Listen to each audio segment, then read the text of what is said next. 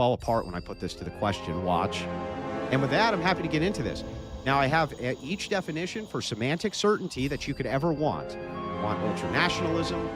You want definitions for anything in my position? I've got them on hand. We're ready to go. I hope you got the same thing so that we can skip the semantics and get right to the meat of it. Watch. Right? But yeah, I'm with that. I'm ready to get right into this. You got it. With that, we'll jump into the open dialogue. First, folks, if you didn't know, if you can't make it to DebateCon 7 this Saturday in Houston, Texas, you can watch it live from home. It's a perk for our Final Word channel membership tier.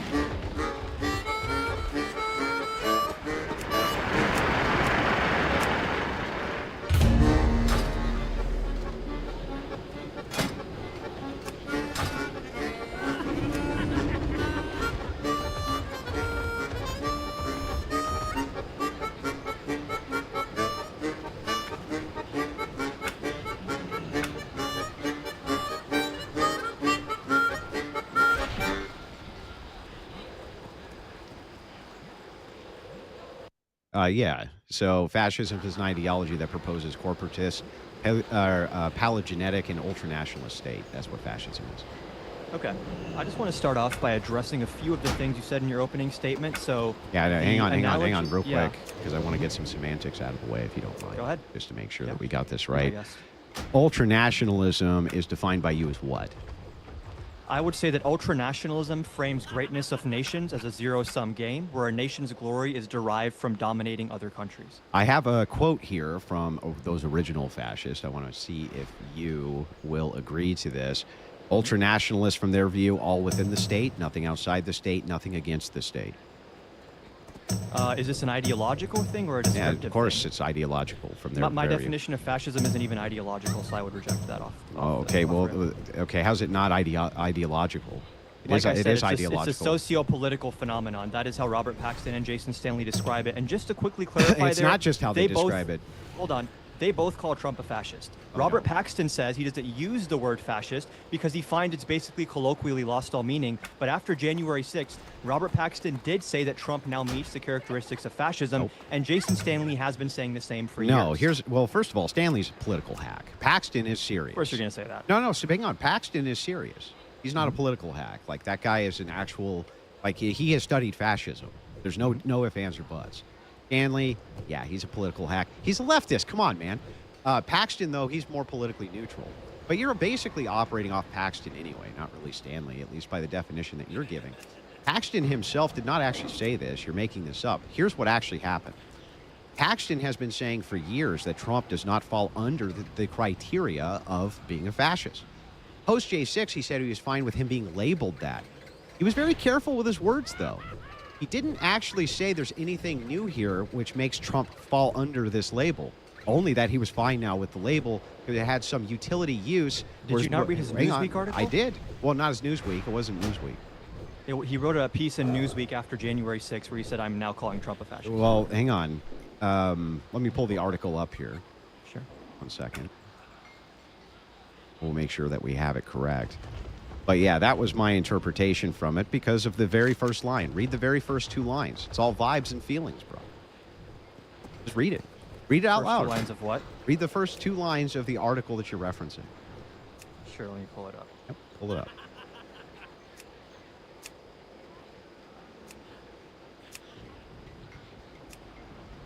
I'm curious why I pulled that up. Where are you deriving that you didn't call Trump a fascist?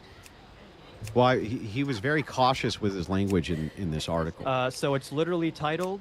Hold on, let me make sure. It doesn't matter what it's titled. It matters what it's said. I've hesitated to call Donald Trump a fascist until now. Yeah, that's I what they are. For a long time applying the fascist label to Donald J. Trump. He did indeed display some telltale signs in 2016. I mean, you want me to read the whole thing? Or No. He goes on but to just say right in the first line, right? I've hesitated to label Donald Trump a fascist. Even though he had telltale signs, right? Past tense. Yeah. What was the new Hesitated past tense, what's the right? new criteria according to your definition that Trump fell under after J6? What is it? I believe he said the leveraging of political violence. I can find specific. Yeah. What about you though? You have a specific definition here. Did you agree with Paxton that before J6 Trump wasn't a fascist? I would think that Trump was probably in stages 2 or 3 of fascism prior to January 6th, and I think after that we started arriving between stages 3 and 4. So he was at at a certain percentage. It's not We're back to percentages, the it's argument stages. from banana. It's a cute analogy, but the biology of a fruit is not analogous to a political Donald Trump movement. hasn't met any of the stages of fascism. What stages? According to the historic definition of fascism, what stages are you talking about? The ones that I read in my opening statement? Yeah, fascism was a response to socialism. That's what it's a response to. It's a third position. It's a third position. You're describing one iteration of fascism. No, that's the only iteration of it. Show me where else. According to you, name but another this isn't even fascist settled, nation besides this Mussolini's isn't even settled Italy. in academic circles. Well, then I don't want to hear you say it is. I'm not. I'm giving you my definition, and which I'm I telling think you is your based on definition. scholars who are better. Your definition is. And you're being pedantic about I'm it. using the core arguments from the architects who made fascism. And I just told you why here's- Robert Paxton said that's dumb Here's to what do. you're doing. You're saying, I'm using the interpretation of other people for the source material. I'm saying, I read the fucking source material. You clearly didn't, though. I clearly did. What do you want to know about You literally actual claimed that Robert originating Paxton fascism? does not think Donald Trump's a fascist. Doesn't. There's no new criteria added. Literally, it's not about new criteria. It's about Trump's behavior changing such that He now said that falls he's under now a definition. fine with the label. That's it. And I can also, if you're talking about, okay, this is just what do you call him? Giovanni Gentile is the guy who describes what fascism is, and you think Robert Paxton is valid here. He himself has said the words of fascist intellectuals, even if we accept. Hang on, you're conflating a couple things. Okay. I agree that Paxton is a popular scholar for fascism, namely because he basically is trying to give you guys a name the trait argument, and leftists love him. Not that I cede that his authority on fascism. You have to poison the well with that. Not that I cede that his authority on fascism is correct, because it has nothing to do ultimately with third positionism, and I completely reject it based on the definition that I gave for fascism, which is 3 core pillars, and you need to have all 3 of them there. Starting with yours, though, your definition. How's Trump an ultra-nationalist? I actually have it written down right here. So he, hold on, here we go. He builds, fuels, and justifies his movement with allusions to a once glorious, now desecrated past, which can only be reattained. Can I finish? And you'd hear the word ultranationalist in there. He builds, fuels, and justifies his movement with allusions to a once glorious, now desecrated past, which can only be reattained through ultranationalism. He talks about the return of a golden age of the nation and an era of decline that went after you're it. talking about what's called paleogenetics here.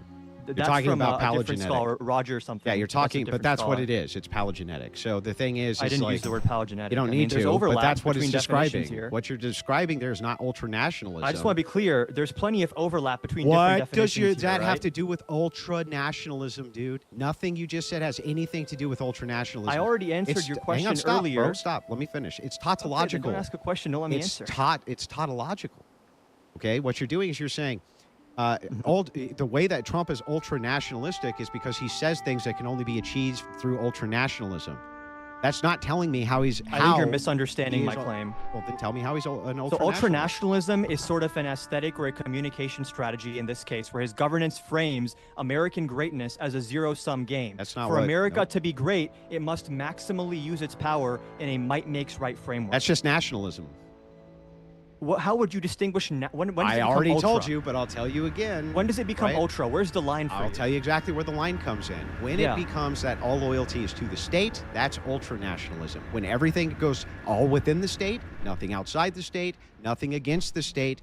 The whole point of fascism was to utilize ultranationalism, loyalty to the state, to introduce corporatism. It couldn't work without ultranationalism. So do you think Hang on. ultranationalism? Hang on. Okay. Because ultranationalism itself, right, is not corporatism is not even possible absent that. So threshold breaker is not. So let me ask you the same question in reverse. When does ultranationalism become just regular nationalism? I mean, it's obviously a blurry line. There's not going to So be you don't one know. moment where like, oh, now all of a sudden it's So you no. don't We can know? talk about specific examples that would illustrate where the line is. I don't know if you want me to give you a one-sentence Let's- summary of a topic that scholars have been debating for decades. Well, You want hang me to on. solve it here You for can't say to me, Andrew, Mm-hmm. where's the threshold breaker? And I give it to you. And I ask you the same question reverse. Where's your threshold breaker? No, And you go, because I don't you're know. the one who took issue I with the don't know. threshold. I didn't say anything about thresholds. You're You the one who did. took issue with it. You did. You said ultra. You brought up asked the- specifically this question. Mhm. When does nationalism become ultra-nationalism? I gave you Yes, the and exact why did criteria. I ask that question? I gave you because you Why haven't did I told ask me that what question? ultra-nationalism No, is. because you said Trump. That's nationalism, not ultra-nationalism. Yeah, that's nationalism. To So what's the you- difference? Well, Hold on, how is it? hold on. What's the difference in between I just have nationalism and ultra? maybe we're talking about different things here. Do you think ultra-nationalism cannot be a rhetorical strategy? It's just an ideology? Yes. So it can't be a rhetorical strategy. Well, I mean, you can allude. Anything could be a rhetorical strategy. Okay, so when I'm talking about fascism, I'm talking about number one, how it behaves, and number two, how it presents itself. Yeah, but that through doesn't mean it is the propaganda. thing. And that is where ultranationalism comes into it. Just like the mythic past he describes, I don't believe there was actually a mythic past, Andrew. So what's but that's one of the ultranationalism? What is it? justifications. What is it? I already told you. You haven't. It frames American greatness as a zero-sum game. For America to be great, it must maximally use its power in a might makes right framework. And what's the That difference is how between it's that framed. and nationalism? It's not a zero-sum game necessarily. So It what's doesn't the take difference? things to that extreme. Is there a difference or not? Zero-sum game? Is there a difference or not? I'm Yes, not I asking think if it's zero-sum. ultra-nationalism takes nationalists into zero-sum territory, which changes how it's going to behave on a world stage and No. starts overlapping with imperialism as well. No, ultra-nationalism from a fascistic point of view. From Wait. your fascistic point of view. No, from your from definition. Giovanni Gentile, the orchestrator of fascism, the inventor This is like of it. asking a cult member how cults work and using his ideology to define like the science of cults. Like it just doesn't make sense to What are take you talking one about? iteration of fascism in Italy and say this is how we define all fascism now. Like No, why no, can't no, we no, have no, a no, no. diagnostic framework here? Ultra-nationalism has to be distinct from nationalism somehow. When you say the things Mm-hmm. that you just said can be attributed to nationalism, here's why, and not ultra-nationalism. Let's look at the distinctions here. When you say you're a nationalist, you're putting your nation before other nations. That is a zero-sum game. Not necessarily. No. Most of the time, it's a zero-sum game. The idea here is if it's good for me, right? I'm going to do, if there's two choices presented to me, this one will be good for you and me, or No, this but what one over. Hang on, ultra-nationalism says- stop, bro. Or this one over here will be much better for me than you, right? Uh-huh. Then you take that one. That's usually nation first. Ultra-nationalism, threshold delineator here, is that the state itself becomes a body, and that's where the allegiance and loyalty must always the lie, ideology. is to the state That's from the the ideology. people's perspective. That's what actual ultranationalism is. You're talking about just nationalism, the idea of putting your nation above others. So what? Yeah, Putting he's a your nation nationalist, above okay. others is different than saying that every instance of another nation being great is somehow subtracting from the finite amount of greatness that exists, and America must seize this greatness. If someone else is doing well, it must mean we've been ripped off as a country. Oh, is that that is one right? step above just nationalism. So what is? Well, let me ask you this: when you say it's fundamentally un-American, which you say all the time, what does that mean? When did when I you- say it's fundamentally un-American? When you say things are fundamentally un-American, this is When an did I say that? un-American thing. When did I say that? In this I don't entire remember debate? the exact debate, but you did say that. Well, that sounds un-American. Oh, you're saying at some point in the past, okay? Yeah, that's un-American. What does that mean? When you It say depends it's on the un-American, context. It depends on the context Well- in which I said it. well, I'm are you- probably alluding to like liberal democratic values. of so the you're Constitution, alluding to some broadly. like previous time when you think things were more American. No, I'm alluding to values. You're okay. So ideology. Values. I mean, ideology can be kind of like a formalization of values. I but don't They're not even. necessarily synonymous. I think they are. I don't know how you get to values without ideology. Okay, you can just have them as like a sort of like a what do you call it? Like the premise of what you believe. You just I have values. Values. I have inherently. values. What's the framework for them? Do you have to be ideological to have values? Yeah, I think you do. So people that don't have an ideological framework, they don't value anything, they have no preferences, or Yeah, usually they're called moral anti-realists or nihilists. So yeah, no, but they would generally still don't. descriptively have values. They have preferences. They choose to do certain things over others. Well, they hang, value well, certain well, things. hang over on. others. If they have Welcome to my preferences, then we're underground getting into lair. ideological territory and dogmatic territory.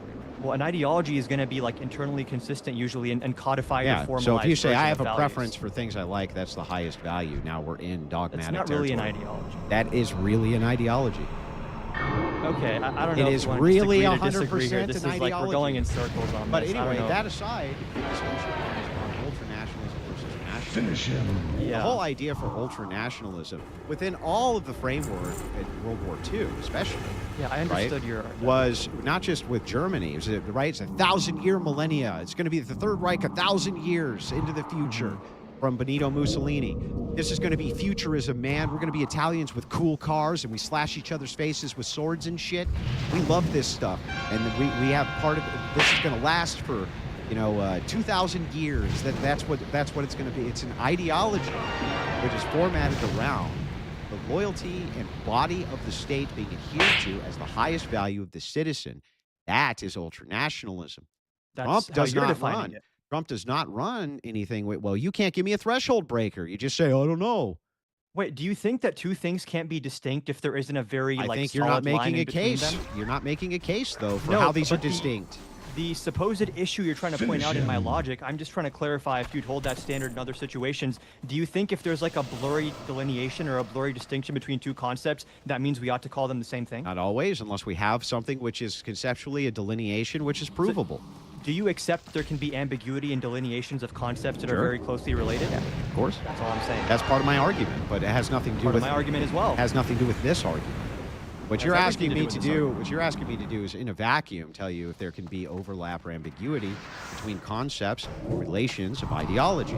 Or I guess See- not in a vacuum, hang in on. real life as I well. concede that that is the case, right? Uh-huh. But in this case, I'm not conceding that. So do you agree with me that while I can concede that that can be the case, that it can also be the case where there is something which is distinct that can Yes, be and I pointed think to? that Hang the on, last place hang you on. Let find me that finish is the social question. Let me sciences. finish the question. Yeah. That there Finish is him. delineations which can be made between ideologies that can be easily pointed to, like Marxism, for instance. I can give you a very easy delineation between Marxism and other forms of ideology. Stateless society could be one of those, right? Things that we could agree to as being distinct, right? And what does a stateless society mean, and how we get into that. In this case, you're not actually telling me where it is that how we get to the ultranationalist Told you thing. multiple times. You didn't. You just said there's And ambiguity. I'm glad you brought up the Marxism example. So yeah, you can probably give me easy distinctions between Marxism and like capitalism, but giving me distinctions between different types of Marxism becomes a lot more blurry. So it is true, there are many situations where delineations can be pretty binary and it doesn't have to be overcomplicated. The last place where that would be true is the social sciences. Okay, Like, tell it's me not the that. biology I just of want to the hear word. the distinction. Then, what's the distinction between ultranationalism and nationalism? I've told you making it a zero-sum game multiple times. Like, I Yeah, don't but even how know does how that to say different than just regular nationalism? Regular nationalism doesn't necessitate zero-sum frameworks. Okay, give me an example of that. Like regular Of a nationalism? nationalistic policy that's not putting the nation first in a zero-sum. Well, it's putting the nation first, but not in a zero-sum way. Okay, give me an example of So that. this could be like doing protectionist policies. How can you be on- putting the nation first unless that was a zero-sum? How does the nation come first if you're compromising on the nation coming first? What are you asking? How are you putting the nation first if you're willing to compromise on putting the nation first? What do you mean willing to compromise? On putting the Well, nation if it's the case, you agree with me. Nationalism is putting your nation first, right? It's kind of a short definition, but okay. Yes. So if I that's the guess. case, how do you put your nation first if you're willing at the same time to not put your nation first? If you're willing at the Question same is like time, unrelated to what I no, was it's saying. completely related. How can you put? How is it related? How can you put your nation first? Because you're saying that nationalism is nation first, but it's not zero sum. I'm arguing that it has to be zero sum or it can't be nation first. That's the zero sum. The nation comes first. Zero sum meaning that if the nation's doing well, that means that other countries have to be doing worse in proportion to how much better the That's nation's not. doing. Well, wait a That's second. what zero sum is. Wait a second. It's also zero sum to say your nation comes first. That's a zero sum categorical statement, right? It doesn't have to be zero sum. Why? Then how can you? Your how nation can you can always be first, Is, while other does your nations are nation also doing always? very But well. does your nation always come first? Hold on, you understand that like even people that believe in like multilateralism and like cooperation internationally, they can also wanna Does put your their nation first. always come first? What are you even talking about? In nationalism, are you always putting your nation first? Yeah, broadly speaking, Are you yes. uncompromising in putting your nation always first? It depends on what we're talking about in the specific iteration of it, because you're defining it Well, as then an you're not. ideology. Then it's P No, and not because P. It's a the issue philosophical here- contradiction. The issue is you're trying to debate me on the ideology of ultranationalism, and then I'm defending the rhetorical strategy of ultranationalism. I don't know. This is not a great pivot for you. No, Is it's what it- I've been saying since Is the it the beginning of the case? debate. Yeah, Andrew. but it's incoherent. This is incoherent. It's P and not You're P. making it incoherent by going in circles and It's asking the same P question and not over P. and over. Well, because what you just said is incoherent. If it's P and not P, so the idea here is, Andrew, nationalism means you always put the nation first. Always, right? Right? Yeah, but then the question is, what is putting the nation first? Okay, hang on. If you're always putting the nation first, it's already zero sum because it's an always statement. It's What do you think zero always. sum means? Means no compromise. No, zero sum means there's like a finite amount in the pie, and that if someone's getting more of the pie, that necessarily means that someone else cannot get more of it, right? So if wait a America's second. doing better, yeah. Hey, hang on. Let's back up. Uh-huh. You think that zero? Let's just make sure that we got this right. A zero-sum game. What are we referencing there? I'm referencing a situation where one person doing better necessarily means that someone else has to do worse. Okay, and so the nation, the United States, always, to put it first, needs to be the one that's always doing best, right? Because we're Yeah, putting but it that first. doesn't Okay, mean then zero it's sum. zero sum. You're No, it's making an not. always statement that we Hold on. always, even at the expense of other nations, So must you're be doing saying best. it's not possible for the nation to be put first and for other countries to also be doing very well, but just not in Hang first on. place? Here's the problem with this, right? I can concede Okay. this point, but you still have to concede mine. What's your point? So the thing is like, sure, you can say that the United States can do well, and you can also do well. But when we're talking about the uncompromising positions, that the United States is always going to be first in this, right? That's uncompromising, in rhetoric. no matter what, not just in rhetoric, in action. And how I'm using it, it's uncompromising in rhetoric. Oh, and okay, again, now you're going to pivot United again? States, So not in action? people can rewind the debate. I've been saying that it's a rhetorical strategy since you asked me first about ultranationalism. So if people think that's a pivot, they can just rewind like a few minutes back.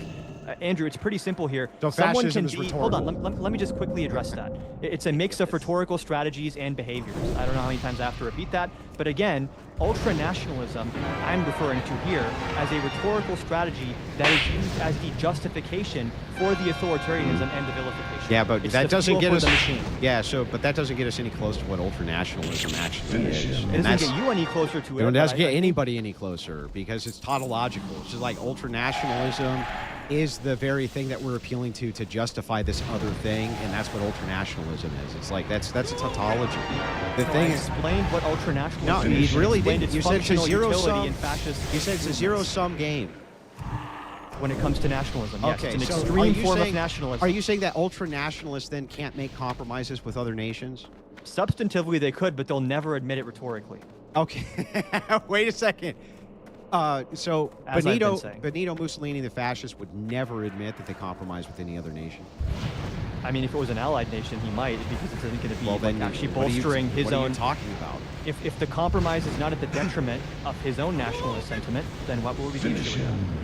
Well, because in this case, I can actually give you examples of where fascists compromised with other nations, which would have been them making a compromise even though they were How long do ultranational. you want to stay on the ultranationalism thing?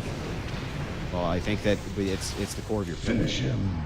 It's no. I gave you my 3 affirmative claims and invited you Yeah, to I know, challenge but each you also one. gave me a definition, didn't you? Right, and then I condensed that definition into 3 affirmative claims Yeah, for the but- purposes of this debate. But I'm saying that well, hang on. The 3 affirmative claims don't have anything to do with fascism. They have to do with authoritarianism. Killing Okay, let's start with claim 1. Sure, I can. You want me to read all 3, or do you want to just Read all number 3. 1? Okay. The first claim is Trump is an authoritarian whose political project seeks to centralize and consolidate power by engaging with our laws in bad faith. Sure, I can see that. 2, he uses his position of power to vilify, intimidate, and oppress his opposition and those he designates as member of outgroups. I see the point. 3, he builds, fuels, and justifies this movement with allusions to a once glorious, now desecrated past, which can only be reattained through ultranationalism. You see that point too? Cool. Thanks for having us, James. That's not me ceding to fascism. Well, you're ceding that. By my definition, Trump is a fascist. No, because your definition has a key word here, which is not in any of those 3 pillars. Ultra-nationalist. I just said And that was at the end of here's- the 3rd pillar. Here's the problem with Or it. is it No, the end of no, the you 3rd said pillar? he appeals. You're saying he appeals to some like rhetorical ultranationalism or something. That's Yes. not ultranationalism. To you, it's not. No, it's just not. Okay, cool. It's just objectively not ultranationalism. Even if I concede all three of these points, it doesn't demonstrate Trump's a fascist. Why not? Because the metrics for ultranationalism are not in place. None of them. Because you're All using a other different tan- definition of ultranationalism. No, because than I'm using intending the with my definition of ultranationalism. So is there like a consensus From the fascists, of what yes, ultranationalism means? yes, there's a consensus of ultranationalism versus nationalism. That's Who's one the thing. consensus between? Well, in this case, we You would and be yourself? we're looking at the architects of fascism, what they considered it to be, which And I is already Giovanni explained to Gentile. you why appealing to the architects of this ideology, who are always going to dress up their methods with ideological flourish, is not really relevant in the descriptive It's the analysis most of whether or relevant. not someone is a fascist. It's the most relevant is whether or not they follow the actual ideology. What you're trying to do is a name the trait, some vegan name the trait argument for fascists. It's like, where no, veganism came from. You're the one who brought up bananas earlier. Fascism is but that wasn't to demonstrate anything vegan related. So I know, anyway, it's the not point something. is here is that fascists themselves told us what they considered ultranationalism to be. Within the Yes, state, and cult members tell us what their nothing- cult is all about. their ideology. Yeah, of the cult, but then Yeah. they're gonna conveniently ignore that ideology for the purpose So of you're achieving so power. you're saying that you're going to tell Christians what they believe more than Christians are going to tell you what they believe? Finish him. I'm not here to talk about religion, so no, I'm not telling Christians anything. Oh, do you consider Christianity an ideology? It's a religion. I mean, I guess it's an ideology. Sure. Yeah. So the thing is like, why would you yield to them on their ideology then and what they believe? Because religions, especially organized religions, are by definition going to be formalized doctrines that you have to adhere With to. dogmas, right? Yeah, sure. Don't you consider Giovanni? And we're talking about Hang on, socio-political don't you phenomenon. Don't you consider these social political advocates of this particular ideology that have written dogma pertaining to the very ideology that they then instituted in their nation? In Gentile's case and fascist Italy's case, they brought on 22 sectors of new corporatism. They had dogma that they actually acted on. It wasn't in a vacuum. They acted on the dogma. Let me ask you a question instituted about the that. dogma. Finish him. Would they deviate from that ideological dogma if it meant expanding or consolidating their power, or would they say, no, I have to stick to the dogma, like the fascist leaders in those situations? Well, I think in Italy, they would not have deviated. In Franco Spain, they may have deviated. Sure. All I'm trying to get at here is that what a fascist says fascism is probably going to be dressed up in a certain way that is going to obfuscate or straight up omit certain aspects of how fascism actually functions. Yeah, so are like, and again, yeah, but I'm using a left-wingers- diagnostic definition. Why shouldn't I do the exact same thing? I'm giving you not, whatever you want. Not only a diagnostic definition, I'm giving you the most concise historical definition, such a historical movement. It's not A just very narrow capturing. definition. It's not just capture. I gave you such a narrow definition. It's unbelievable. I'll give it to you again. Right? No, I know it's narrow, Fascism that's what is I'm an saying. ideology that proposes corporatist, telegenetic, ultranationalist state. That's as narrow as it can possibly be. I know. Do you want each of these to? I can expand on each of these. I know your definition. You talked about like the merging of the head and the body and the state and whatever. Like I know how you define it. I just don't like that definition. Oh, that's nice. I'm glad you don't Yeah. like it. We could just and ignore. you don't like mine. We could which just you've been ignore talking all about his. for We'll the just past ignore 49 minutes. Yeah, we'll just ignore all historical context with the thing you call the dialogue. Just like you ignore all the scholars you don't like by calling them leftist hacks. Wait. The main one here, Finish Paxton, right? I gave you all of them. I was like, look, I like this guy's work. I understand. He is actually a scholar who's actually focusing on the issue. He is giving you expounded beliefs. He does utilize some of the historic context, right? And what's but wrong he with almost Jason Stanley? he almost stays completely away from the. Who cares? He stays completely away from the historic. He stays completely away, though, from the historic ideas of corporatism, third positionism, and instead he's trying to use a modern lens in which to gift to leftists or some shit. It's not- He it stays is. I don't know completely why away you're from a framing lot it of that, like this. which is why so many people disagree with Paxton. Third positionists, Yes, and Paxton by the way, disagrees with many we people. have modern third positionists right now who are advocating Yeah. for their positions. We've got Keith Uh-huh. Woods. We've Uh-huh. got what was it? The other one who used to be a big. I can't think of his name. Culture Thug. He ran a third positionist thing for a long time that gained a lot of steam. There's lots of third positionists actually who we can appeal to tell us what the third position is, right? And what it is that the foundational philosophy is, this and that. What you're trying to do is use morally ambiguous language in order to call your opposition that thing. But you're I'm not not actually making a creating. prescriptive claim. But you're not Just creating. descriptive. Yeah. Well, wait. Prescriptive or descriptive? I'm saying the claim I'm making is descriptive that Donald Trump is a fascist. Yeah, you and could I'm say, yeah, he making- is, but fascism is good. Okay, That's a different well, conversation. here's the thing. I'm going to make the descriptive claim that fascism is both historic. It's a historic movement, and historic movements deserve historic definitions, and they just deserve to have their historicity brought into play when it comes to you defining them in a modern sense, so that you can understand what this ideology actually is, and that you are completely bereft of that in your definition or even in explaining yourself here. I don't want you to pivot from the Jason Stanley thing. Like, why do you think that he is like It's not it's credible irrelevant here? and tangential. No, it's relevant because you are the one who impugned his Okay, credibility. now he's great. I'll just say he's great. Okay, Ladies cool. and Okay, gentlemen, anything else? welcome to my So, okay, underground great. So anyway, lair. it's tangential, it's irrelevant. That was the pivot. So That's back to this. Okay, that's kind of When we're talking about You don't have to do historic, that. when we're talking about you're the one who made the pivot. When we're talking about Addressing what you historic, said. when we're talking about historic, historic movements, they have historic definitions. Feminism does. Christianity has historic definitions. All ideology, communism has historical definitions. All of these things have historic definitions which are laid in to what they actually are. For some reason, you want us to believe we should just ignore that for fascism.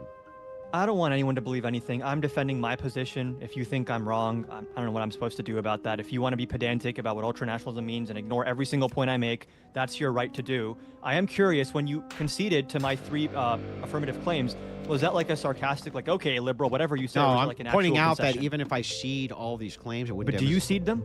It wouldn't demonstrate that. Well, let's go through them one at a time.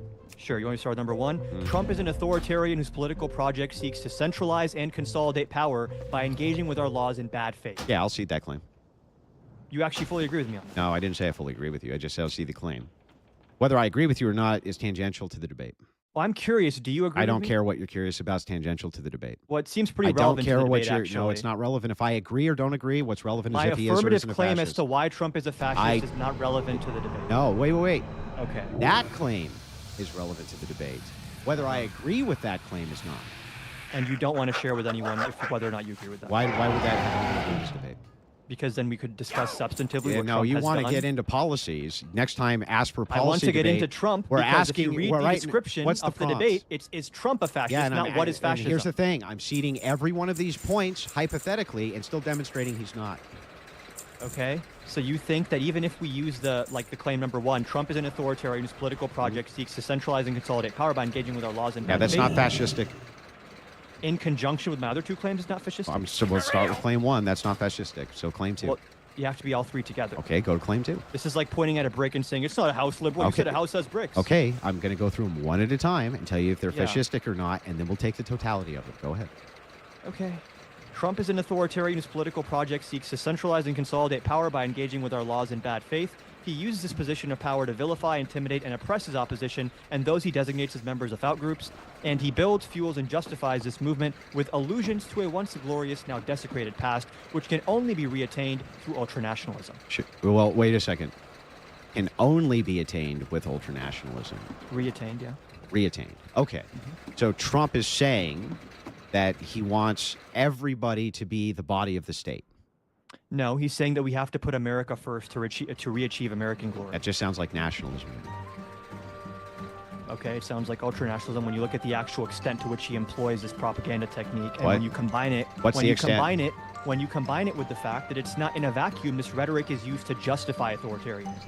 Well, If you were just saying it and then even doing if the tariffs rhetoric legally, is different question. Hang on, even if the rhetoric is used to justify authoritarianism, that still is not fascism. According to you, No, I mean according to all the historic, according to all of the history around How what long do you wanna fascism do is. this? And not Like- only that, according to your own don't be a snarky little fuck. You took the debate. Suffer. So back to this. I am. Yeah, back to this. It's more funny The than thing suffering. is- I just the like. thing Are we is, not it's going to like- talk about Trump at all?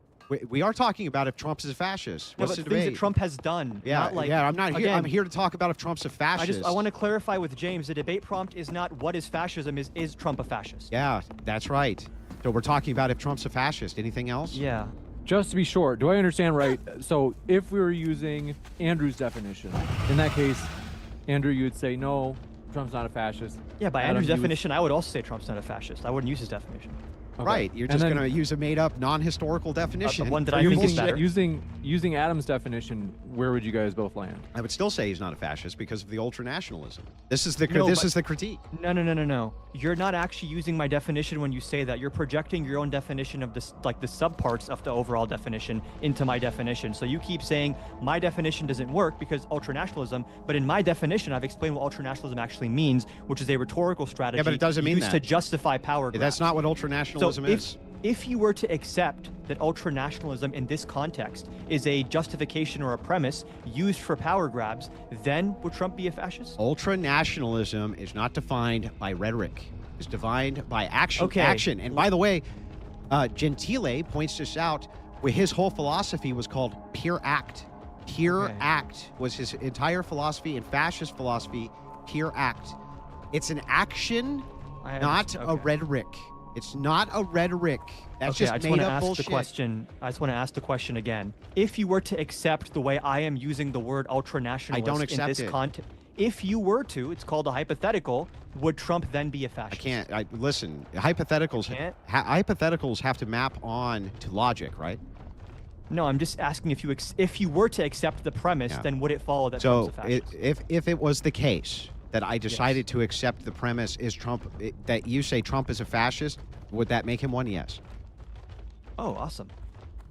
So if you claimed Trump is a fascist and I said yes he is, you're right. Again, James, thanks for having us. I'm What glad have we we're able to established there? Figure this out. I don't really know what we established, but you just conceded, I guess. What At least are you in talking using my about? definition? If I listen, You're saying you using asked my if definition, it was Trump the is a case fascist. that you accepted this, would it be the case that you accepted it? Yes. Mm-hmm. If it were the case that I accepted it, then it would indeed be the case that I accepted it. Good No, thing I don't because- accept it. Well, no, you could then What are say you that talking even about? if you could then say that even if I accepted your definition of ultranationalism in this context, your definition still would not qualify to Trump as a fascist because Trump no, did no. XYZ You or asked didn't me do XYZ. if it's the case that you accepted this thing, would it be the case that you accepted this thing? No. Yes. I said if it's the case that you accept my definition of one part No, of accept this it. thing, I can be even more clear. That's I not said what if you said. I can clarify what I said. People can also rewind. I said if you were to accept the way I am using the term ultranationalism, then yes. Yes. But If I were what? to, so now we're in If hypothetical you were to accept territory. what? If I were to accept your framework for this, in this No, case, not this ultranationalism. framework for this. Specifically, my definition of ultranationalism in this context. Yes. If you were to accept If that, I were to, then then- zooming out, Uh-huh. would my overall definition and my affirmative claims of fascism apply to Trump? I see. So Yeah. let me show you how stupid this is. Please. If you accepted that this lighter was fascist, would this lighter be fascist? It's not analogous to what I said. at Answer all. my question. If you Yes. accept, yes. Yes. Okay. Oh, great. Look. Look. Not analogous. He just admitted the lighter's fascist. Oh my God. No, yeah, this is not analogous. It's the Because same thing I'm you're referring asking to me. a- It's the I'm same thing referring you're to asking a- me, bro. I'm referring to a subcomponent of my overall definition, which you are taking issue with, and saying if you were to accept the definition of that subcomponent and then zoom out, would my overall affirmative claims then justify calling Trump a fascist? Yeah. So what you're asking me is, if it were the case that you agreed with me, Trump was a fascist, would he be? No. That's what Yes. I'm asking. Yes. Because you could say, okay, even if you say that, Trump didn't actually do this authoritarian thing, or he doesn't engage in bad faith, he's trying to pursue novel legal theories, he takes legal advice from his lawyers. You could actually dispute on that basis that even if I accept your definition, Trump does not fit this category. No. Me saying to you, even if it was the case that I accepted what you meant by ultranationalism is true, and therefore agreed with your position, would I be agreeing with your position? Yes, of course, hypothetically, that would be the case.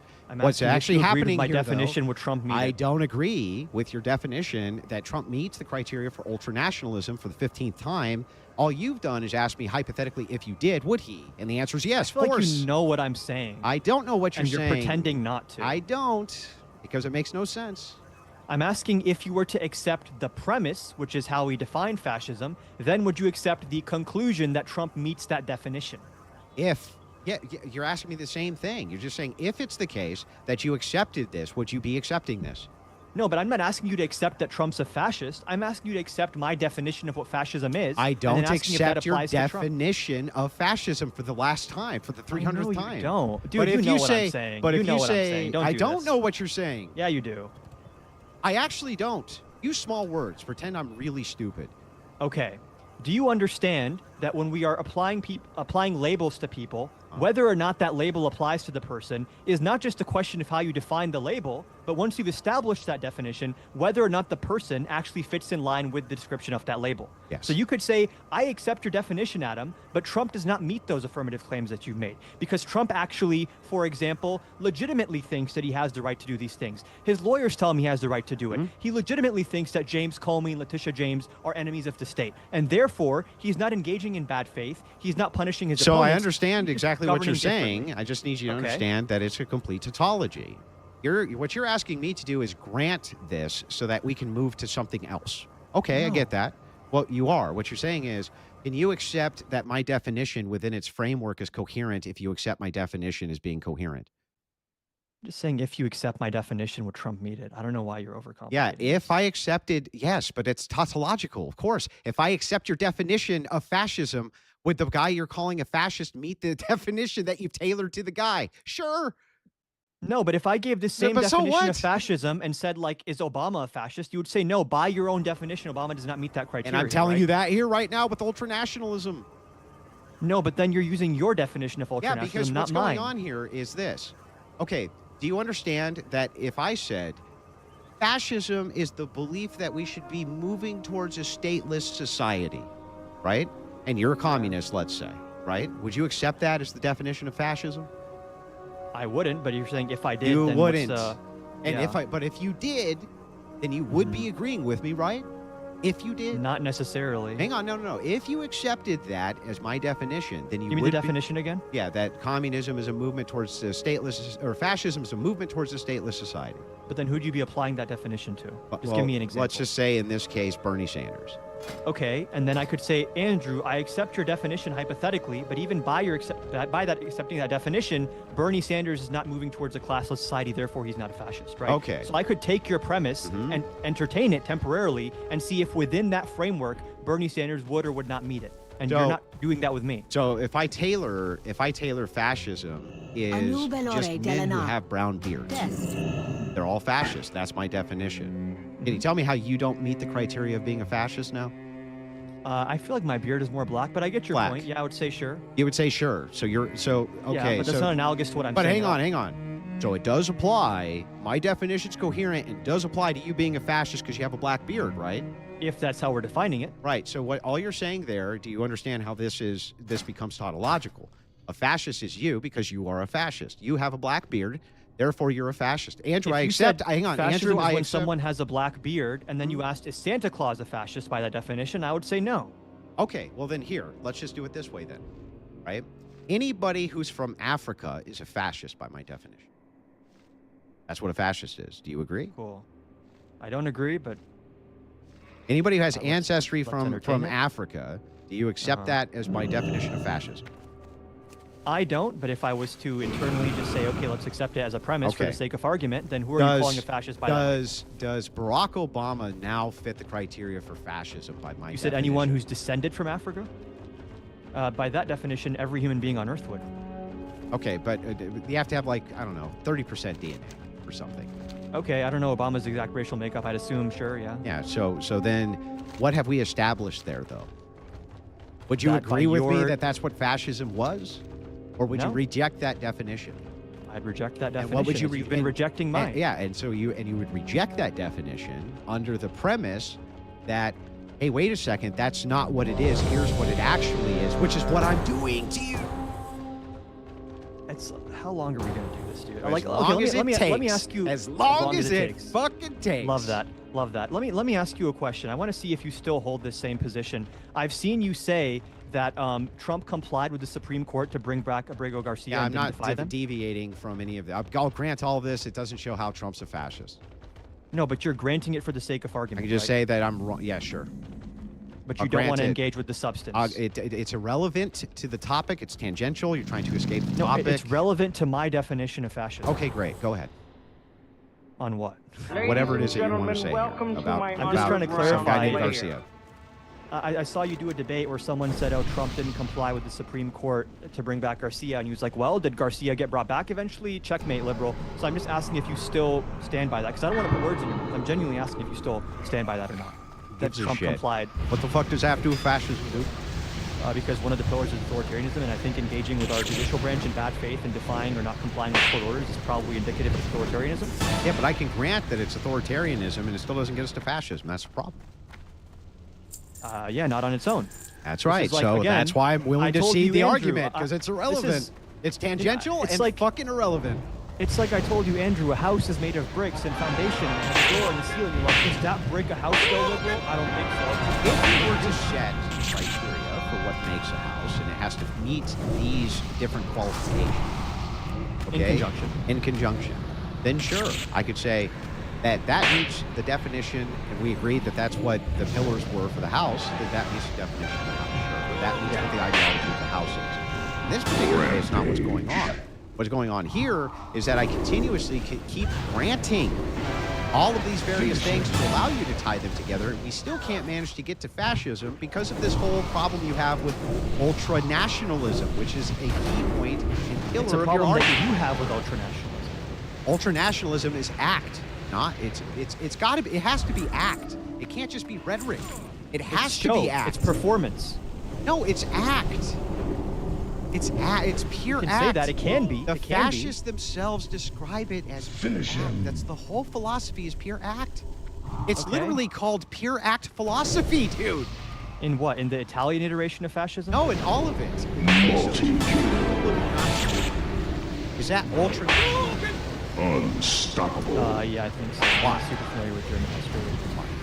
I think there was probably a lot more ideological as well as rhetorical because they had complete subservience to the state there. But there was an ideology there of like As well. moving the Third Reich That 1,000 ideology was years. demonstrated with propaganda and speeches Yeah, and to sure. justify the power grabs. It's a Sure, pretty sure. important functional definition. It's not that you can't utilize propaganda for a fascist state. Only that you can have a fascist state absent propaganda, and you can't have a fascist state with just propaganda. That's the problem. I disagree. I think propaganda is a key pillar of fascism. It's one of the pillars that Jason Stanley lays out in his book. Okay, wait a second. Let's see if we can get agreement here. You agree that we can have a fascist state without propaganda? I guess it's potentially possible by the definition I'm using, though, now. So it's possible and not possible, or it's not possible? Yeah, by like a different definition, because as I opened the saying, the definition of fascism is still disputed by scholars. So logically, I'm sure someone could make that case. I would tell you. Well, I'm asking you. I'm not asking yeah, no, these not guys. according to my definition. So you can't have a fascist state that's not propaganda, that doesn't use propaganda. Finish him. So you couldn't have. Okay, what about this? Do you agree with me then that it is the case that fascism is antithetical to democracy? Substantively, yes, but in terms of like appeal and representation, probably not necessarily. No. So In you can fact, have democratic fascism. you can have the sort of like veneer of democracy being used to legitimize the state. But you have the same way they'll democratic use fascism. the veneer of law and order. Can you have democratic fascism where people vote? Depends on if you're asking me in substance or I mean, you can have substance. only one person on the ballot and then people can vote. But Okay, no, but so I I'm mean, asking can for you have specifics. can you have a democracy in which everybody votes and is still a fascist society? Yeah, So you can have democratic fascism. that's in Robert Paxton's stages. So you can yes. have democratic fascism. It would be an earlier stage of fascism, but yeah. But that's totally antithetical to what fascism was. Fascism Take it up itself. with Robert Paxton. I'm taking it up with you. I'm not arguing with Paxton. I'm arguing with fucking you. So action. When you're talking about democracy and fascism, this is one of the limiting characters of what it is that you're saying that I think you don't even really agree with it. Fascism itself, it has to be autocratic. It has to be in some way autocratic because the corporatism aspect of it, the entirety of the body of the state, the second representation of the fasci, the first representation of the fasci is the autocratic leader. Democracy can't work in these instances because if you had a democracy, you could not have corporatism. Or that was the whole problem. One of the problems for solving Is it, right? autocraticness binary? Yeah, Like, autocratic. could a system trend towards autocracy, but you have to wait till like all hope is lost to call it an autocracy? You just, an autocracy means Centralizing power with one or like a very few amount of people. I'm asking, like, as that No, process that would is be being undergone. wouldn't that be a plutocracy? If there was multiple people? Sure, fair. With one person. What I'm asking you is, isn't there a process through which autocracy is achieved? It doesn't just appear in existence, right? Well, it can be achieved many different ways. All I'm arguing is that states can do autocratic things and not be 110% autocratic. Yeah, but what I'm arguing to you is that fascism as an ideology requires actually you I to have understand. an autocrat, and you have to have an autocrat unless the body of the state doesn't work correctly. You can't actually have. In fact, I used to clown on leftists on TikTok all the time. They don't understand the third position. I would ask them this question: do you believe that there can be democratic fascism? They would say no. I'd ask why not? Because within the criteria, you can have that. You're Yeah. seating, you can be democratic Yes, fascist. as But Robert Paxton says. Yeah. yeah, but the thing is here is like it's so antithetical to historic fascism. I don't Your understand. perception of it, To anybody's perception of it, it's ridiculous. except a significant portion of fascism scholars, which again, No, I'm not a going to significant accept portion. what they're saying. Not a significant portion. There's some fascist scholars who can't point to consensus by your own admission. Yes. Yeah, I'm not saying there's consensus. Yeah, but so- Robert Paxton so is what considered makes- the so, like, preeminent what- scholar of fascism. When I'm thinking of the fascist dystopia in my head, am I thinking, states which sometimes take autocratic measures, right? But everybody gets to vote, right? It's helldivers. It's like it's helldivers. Is it managed democracy, right? The idea here is when I'm looking at the fascist dystopia, am I thinking about Andrew, what Andrew's saying fascist is? Or are we thinking about what you're saying fascist is? Because when I think of fascism, we're thinking about autocracy, we're thinking about the system involved in autocracy, we're thinking about corporatizing, we're thinking about ultra-nationalism, everything's moving towards the production of the state. Those are the things which make the makeup, I think, of almost everybody who we presented these different worldviews to. Don't you think almost everybody would be like, okay, this guy Andrew was making a good point here about this fascism thing. Don't you think so? Everybody, it depends on who's watching, but this is like saying that I can't call it cancer in stage 1 or stage 2 or stage 4 or stage 3 or 4 even. Until the cancer is terminal, we can't call it cancer. No, we just have to agree on what cancer is before we can get to the stages. I highly doubt we're going to agree on what fascism is. I mean, and again, the purpose of the debate is not what is fascism. It's is Trump a fascist? Right, but I if was we happy can't to agree on what humor fascism is, how are we supposed to agree on if Trump is that? by saying that by your definition, Andrew, I don't think Trump's a fascist. So then we can discuss if we accept my definition, is Trump a fascist or not? And then you can close the debate by saying, guys, just remember, I don't accept his definition. Or we can just continue going and we're not. Yeah, but really I don't. around here. I literally. But here's the thing. I think that most of this key-in problem here is on ultra-nationalism. Honestly, the ultra-nationalism aspect and the ambiguity there. I feel like you're really banking on the ambiguity of not really committing to what that is. Like if I give you an example. Said zero sum. Yeah, that's nice that you say that, but it doesn't tell us much. For instance, Nazi Germany, that's ultra-nationalist? Finish him. Okay. Benito Mussolini, ultra-nationalist? Sure, probably. Okay. And when we move over to Franco Spain, ultra-nationalist? I think there's actually some dispute as to whether Franco was a fascist or Tons predated of fascism. dispute, but not ultra-nationalist. Was he an ultra-nationalist? I'm not super familiar with Franco, so if you're saying he is, then I'll just grant I don't really care. Okay, most of the Axis power was Japan Yeah. ultra-nationalist? Yeah, sure. Okay, so Japan is under an emperor, right? And then basically they have a whole different system of government that Benito Mussolini has a whole different system of government than Hitler, who has a whole different system of government than what became Franco with Spain. So the thing is like, what's the denominator here that makes it ultra-nationalist? I would argue that what all of four of those places had in common was that the people there and the ideology revolved around the people formulating some kind of allegiance to the state, and the state became the priority. All of those had that in common. What they didn't have in common, though, was that it was a zero-sum game. Franco, for instance, he opened up trade to other nations. Why? What's that? Why? His economy was failing. So he did it in the service of the nation. Well, I mean, the justification there would be that, sure. When I say zero sum, I'm saying that any other country doing well is like a blemish on the nation, right? Yeah, but because there's a finite amount of greatness. If someone else is winning, that must mean we got ripped off, or we got screwed, or we got embarrassed. Yeah, but again, I think that you're just kind of alluding to nationalism itself. If it isn't the case that a person can hold only nationalist policies, that's it. That's all that they ever do is nationalist policies. Mm-hmm. But at the same time, they think that everybody else in the world is screwing them over if they're doing better than them. You still have a They could have ultra-nationalist policies in isolation and not maybe be a fascist. It could be something else if they're just ultra-nationalists.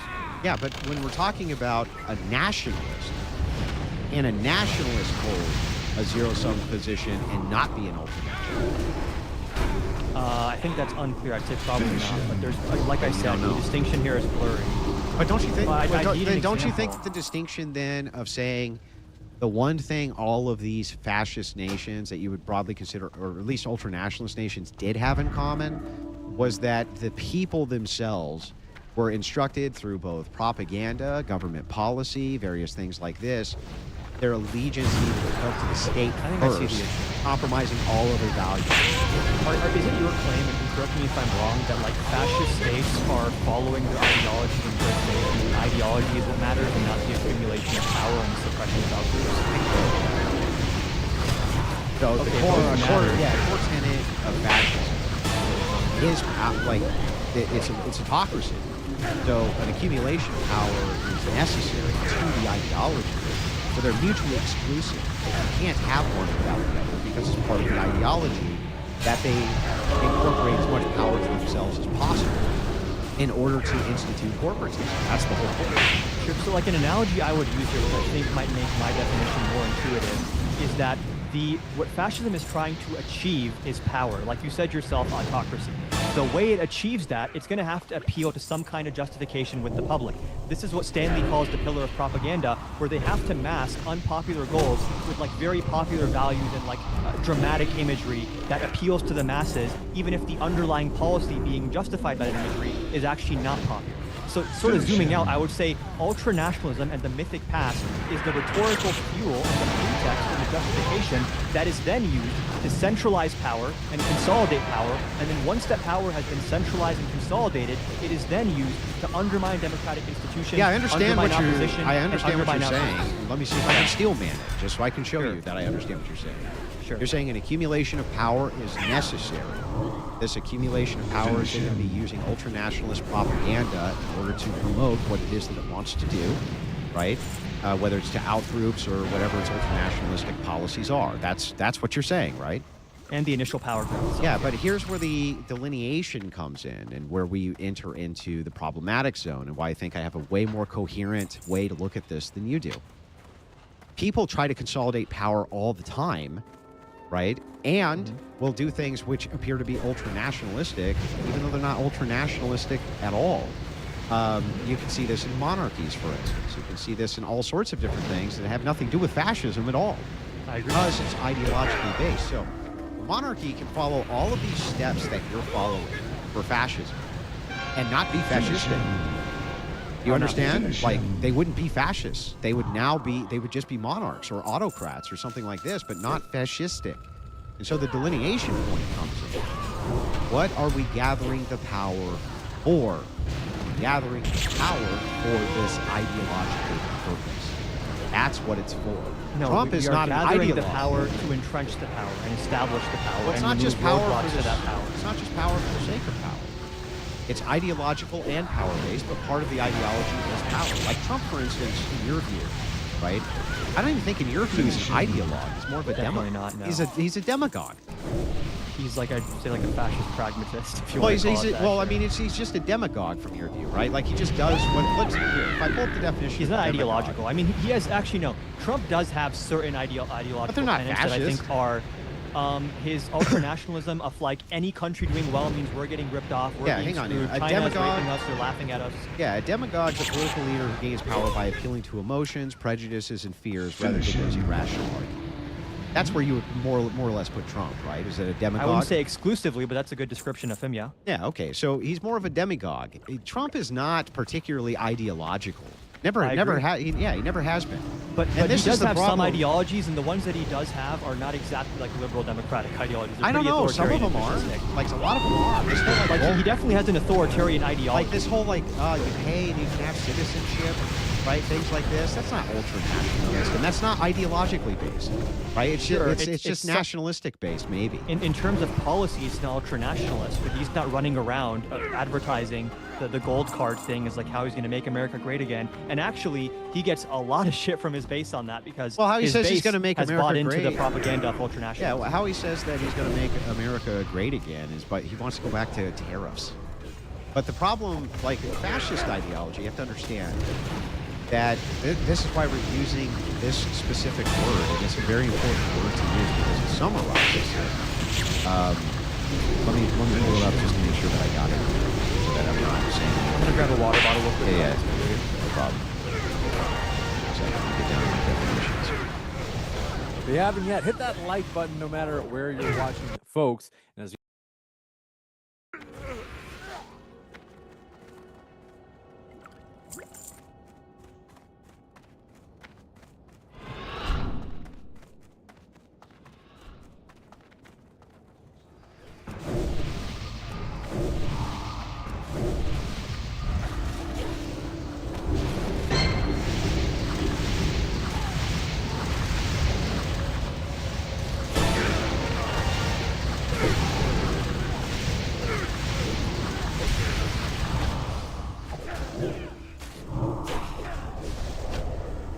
Finish him.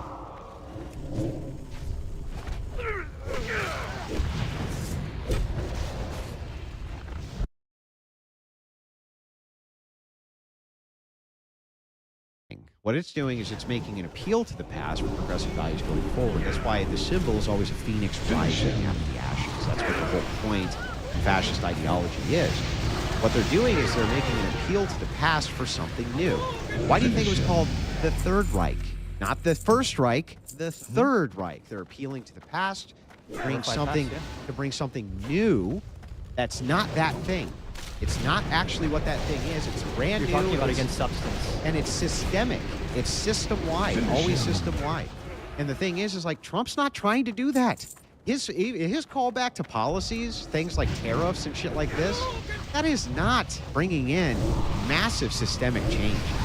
Not at a systemic scale. That's insane. And so where you go wrong, when you It's guys policy, though, not rhetoric. when you guys say, yeah, but here's the thing, it's pure act. It's defined by fascists as pure act, not rhetoric. Act. Okay, I'm not taking the pure fascist definition of their own twisted ideology, which they're obviously what do gonna those dress up by fascists making know? it seem What do those fascists know about what they believe?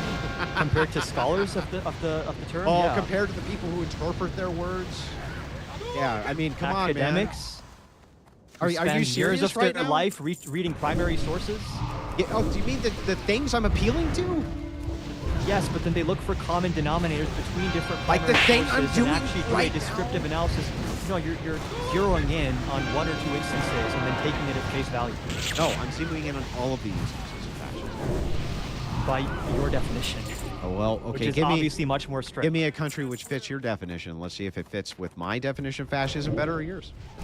I believe Jason Stanley said that Poland had a fascist phase, but then the fascists actually ended up losing to the liberal Democrats. So there have been countries where fascism has Okay, started what to about arise, Poland? but never actually won. What about Poland? Do you think it was fascist? I believe there was like an explicit move, and you'd have to check the details on this, towards centralization of government power. And not- also like illiberal attitudes. That's not fascist. Finish him. Not in isolation. I mean, Yeah, I so don't- then what you want made me it to pull up Jason actually Stanley's- fascist? You'd have to read his article about it. I don't know. Well, you said, well, this is the thing. Like I keep Because on bringing you asked up me for an example. I keep on bringing up actual fascist societies, their actual fascist policies, the actual state fascist fascist common societies. denominators. You keep on appealing to a scholar's interpretation.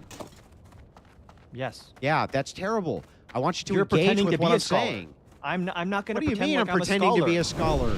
I try to have humility. We're just with doing- defining one wait, of the wait. most contested terms in social We're science. just doing and you appeals think to you authority. Figured it out. We're just doing appeals to authority. To expertise.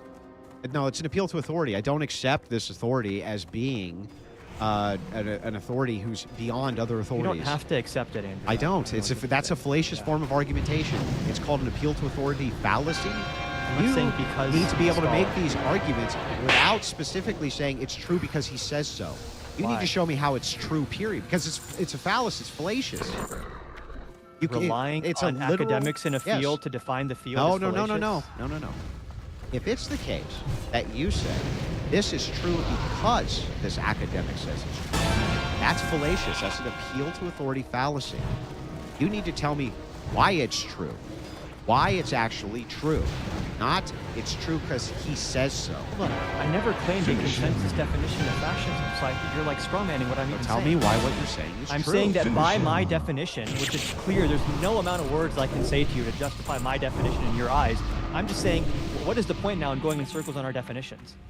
Well, no. I'm asking for you to give me like good, compelling justification based on. I would do that based if on. we get to substance of how Trump behaves. If you don't want to talk about it. Go ahead. Name anything. I bet you I'll just see the point, and we still won't get any closer to how he's a fascist. There's no point in bringing it up because you don't want to engage with the actual actions of the Trump administration. Well, we're not here But to I debate the accept actual actions of the Trump administration. We're It's debating probably Trump as a irrelevant to fascist. defining what they are. Trump Then didn't use just them. exist in a vacuum. Then He's use a- them. Define how that is a much more rigorous understanding of a historic movement, which is what I'm bringing up over and over again. All of the nations inside of this historic movement, all of the examples which they share in unison, you use an appeal to authority fallacy. This is true because he says so. How about you demonstrate No, the not just truth 'cause of he what says you're so. saying? Demonstrate that it's true, that that's what fascism is.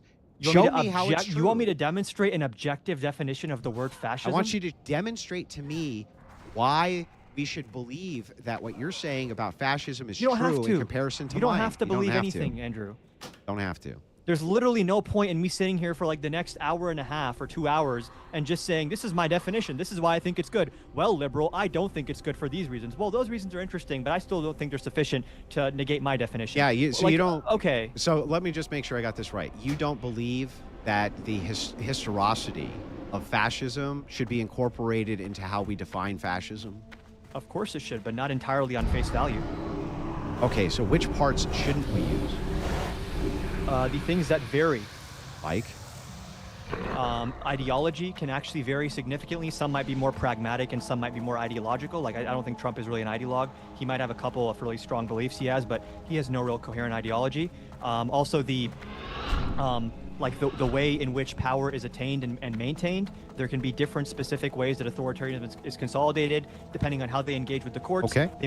They might try to, for example, with Hitler's Enabling Act, he had it actually signed as legislation, but he had it done under duress, where I believe like there were guards standing in the hallways, right? So we've doesn't mean that established every then- instance of fascism has an Enabling Act. So we've specifically. established then that there has to be some unchanging pillars then. Yes, I called that the fascist minimum in my opening statement. Okay, yeah. So we have these unchanging pillars. And if we compare your unchanging pillars to my historic standard of all fascist nations which have ever existed, that you could ever come up with, and they all have mine in common, but they don't have yours in common, then why should we yield to you and not to me here? Number one, I'm not asking anyone to yield to anyone, but how do they not have in common what I'm saying? Well, because in this case, the ultranationalism, which is practiced in fascist nations, has nothing to do with the nationalism which is practiced by Trump. That's one example. All of Practiced. yes, all of these people. You keep inserting your own definition of ultranationalism to like debunk my definition of fascism, which just seems like not fair. Well, wait a second. I'm giving you a coherent accounting of a historic movement, and so Okay. because I'm giving you a coherent, understandable pillars which are unchanging between all of the existing fascist nations, what you're doing is you're saying, I'm appealing to this guy. That's it. That's all you're doing. He's not just a guy.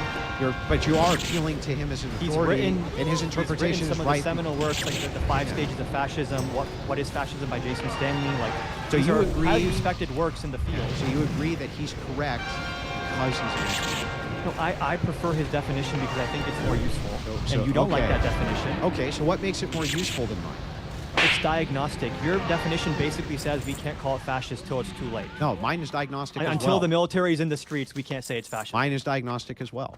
It's saying Okay, that well, there's pillars. under your definition, what's the earliest phase we can call up something as fascist? When it becomes, I would start with the telegenetic. Yeah, so I would start with the idea. Well, actually, you know what? I wouldn't even start with telegenetic. I would start with the ideals of corporatism first. I think that that's the most necessary component. You think China is like fascist? They have like kind of state capitalism over there. Not at all. So how are you defining corporatism then? Because I guess these words Yeah. kind of overlap. Yeah, I understand that. I wrote this down. Corporatism defined. Corporatism is the political ideology and political system of interest, representation, and policymaking whereby corporate groups such as agricultural, labor, military, business, scientific, and guild associations come together and negotiate contracts or policy, collective bargaining on the basis of common interest. Now, in fascist history, corporatism specifically defined is pointing out that now corporate unions, they were looking at trade syndicates as unions. Those unions now have some sort of collective bargaining power within the state. And so, like Mussolini, I think he made 22 of them. He made 22 actual syndicates, which were designed as corporate entities, which could serve as the body of the state and serve the collective interest of those industries for things like price fixing, goods distribution, things like this. China has nothing even close to that. Okay, I think this actually highlights an interesting question I've been needing to ask you. When we're defining fascism, do you think the risk is greater in the definition being over-inclusive or being under-inclusive? Depends on the context. Killing spree. In terms of saying that this movement, this politician is fascist, should we be under-inclusive if we have to pick one of those? Because I think defining these things very, very neatly and precisely, as academics have been saying, even academics that agree with you, is very difficult. So I'm asking, if we have to pick between a definition that is over-inclusive and under-inclusive, I would say the over-inclusive definition is better because these things happening in our society represent a threat to like basic pillars of democracy and freedom, and I'd rather nip them in the bud than wait for them to get to their apex. Well, but that's a double-edged sword. So, and Paxton brings this up all the time too, right? That's why I think it's more accurate. You probably even agree with me. It's got to be context specific because you also run the risk of unfortunately you're going to call guys like me a Nazi and a fascist. I don't know what you believe. I don't think now you're a hang on, Nazi, maybe not you. Right, but your side, when Charlie Kirk died, was calling him a Nazi. Okay, all over the place, and a fascist. They call him that too. I see him call ICE fascist. I see him call Trump called Kamala and Biden a fascist. Yeah, I see him throw call the word around loosely. So the thing is like, if you make it, and this was Paxton's whole argument, right? The reason he didn't want to label people as a fascist, it's so over-inclusive that then it becomes the standard fare that everything is fascist, even things which clearly aren't. And in this case, I'm saying, I think we can meet in the middle. I think that it doesn't have to be so over-inclusive as to be absurd, which I think your definition is, or so under-inclusive that we can't point out what the systems are, which is what my definition does. So I think we can have a happy medium here. The thing is, like, you're saying it's over-inclusive, but like authoritarianism isn't like something that we can just shrug off as like, authoritarianism isn't fascism. Then bitch about authoritarianism and stop bitching about fascism. It's a pillar of the 3 pillars I gave you. Yeah, but it's also a pillar of monarchy. It's a pillar of autocracy. Yes. It's a pillar. And as I said in my opening statement, there's a lot of overlap between fascism and other flavors of authoritarianism. Authoritarianism is a flavor of basically every ideology I can think of, actually. Now that I'm thinking about it, I can't even think of one. So it's like, then it's talk what about... would be like liberal democracy or authoritarianism? Oh, like well, a system that is built off of negative rights. Comparative to the Articles of Confederation, right? Yeah. Wouldn't you consider the Constitution to be highly oppressive? It centralizes more power in the federal government. Yeah, it's highly oppressive in comparison to... Oppressive, I don't know. I mean, well, it's highly authoritarian in comparison to the Articles of Confederation. I guess relative to it. Relative to it, right? Well, that's what we're talking about. Everything we're talking about here, within the confines of your ideologies, relative and what to. you're bringing up has been at like the centerpiece of debate in American politics, which is how much power should the federal government have. So that is actually something very relevant to call out and talk about. And that's fine. Right? Talking about. And I brought it up in my opening statement. Talking about authoritarianism is fine. When the feds are blocking off local police for investigating a crime scene, then I actually agree that that's pretty authoritarian. You can talk about authoritarianism. I'm nobody's saying you couldn't, can't, or shouldn't, right? I talked about it all the time. Hang on, stop, bro. I talked about it all the time during COVID-19. The authoritarians who wanted us to wear our state masks and you will own nothing and be free and get our nice little vaccine passports, right? Okay, so you still have your vaccine passport. Authoritarianism, right? You bitch about it. You know, have fun with it. But the problem is that that's not what you're doing. You're using loaded moral language to call people the most horrible things in history so that they can then adopt all of that fucking moral baggage. And that's what you're fucking doing. That's why. Do you think that when I call someone a fascist, I'm calling for violence against them? Why? I don't understand. You wouldn't stop Hitler? Of course I would. But Well, I'm then- saying, let me well, then that- hang clarify. on, that's really Do you silly think that that- me calling someone fascist necessitates violence against them? No, but I think it creates. Okay. Hang on. By itself, no. However, let me ask you this: do you believe that if I got up every single day and demonized LGBTQ communities, that I would be creating stigma, which would lead to violence against LGBTQ communities? It depends on what you were saying, but it's very possible, yeah. Is it likely? I guess, yeah. Okay, so would it not then entail that it's equally likely that if you get up every single day and stigmatize your opposition as being fascist, that would more likely lead to violence against those people? Yeah, but you're talking about... Hang on. I just want a yes or no there. They're not analogous, though. Yeah, can you answer my question? Why would I answer a question I don't agree with the premise of? My premise is if you create stigmatization towards an out group, does that usually increase violence towards that out group? It really depends on what the stigma is. Usually. I don't know that I can say one way. It definitely increases the likelihood of violence, but if it's from 5% to 15% or from 5% to 90%, Then it's just acceptable. that's a different question. So it's just acceptable to like increase it by 5%. That's just acceptable. Do you want us to sacrifice language to like compensate for the actions of other people I have no control over? I'm just pointing out to you that if it's the case that you don't want there to be a stigmatization towards an out group, right? Because you think it's going to necessitate violence. I'm making the same argument backwards to you. I think the reason you should be more precise with what a fascist is, you want to call them authoritarians and stuff like that, fine, have that argument. But that doesn't have the same loaded language which then Okay, I adopts the understand. Holocaust, right? It doesn't adopt the Holocaust. That's what calling people fascist does. I just want to test your consistency here. So do you think that Trump is like significantly increasing the threat of violence against people like Mark Kelly and Alyssa Slotkin when he calls for their hanging, or when he calls Jack Smith a deranged animal, or when he says that Rob Reiner was killed because he had TDS? Do you realize? Okay, here, I'll just answer this. It's a yes. Okay, cool. So then in turn, that would mean that your rhetoric is increasing the likelihood of violence back the other way, right? My rhetoric is way less inflammatory than anything I just said. But it would be increasing the threat of violence the other way, right? From 1 to 2%. Sure. Okay, so it's just a threshold. It's not okay to increase it by The question is the 15%, but it's degree. 3%. The question is the what's degree. the threshold that's okay? Threshold that's okay for what? To call someone a fascist? No, to increase this through stigmatization, violence against an out. I'm not going to necessarily be choosing my language in accordance with like what other people are going to do. Because And they neither might use is that Trump. word. You're saying that there's a No, but threshold you're saying that which that is increases the threat of acceptable. violence. You're saying That's your there's- argument. No, you're saying there's a threshold which is acceptable and a threshold that isn't. Okay, what It's is not about it? acceptable or unacceptable. Okay, well then if It's a that's question of do we have to refrain from using certain language that we think is accurate just to abstain? Because, for example, when then Trump stop says those bitching things, about what Trump hold on. says.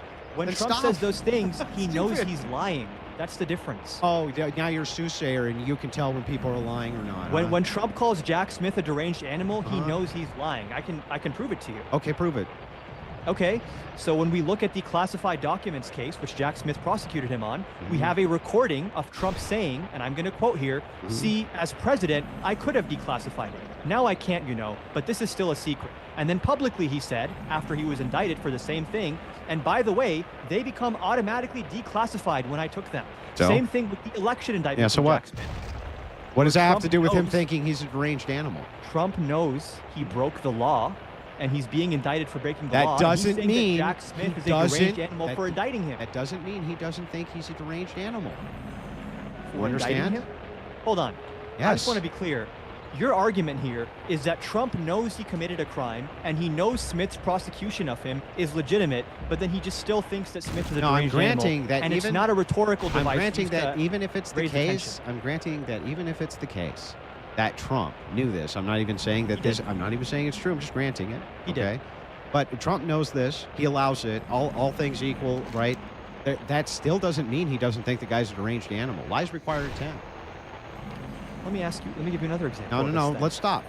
then. Okay. Do you agree lies require intent? No, I think you're like really Do splitting you hairs agree here in a that way that lies makes no require intent? sense. Yeah, sure.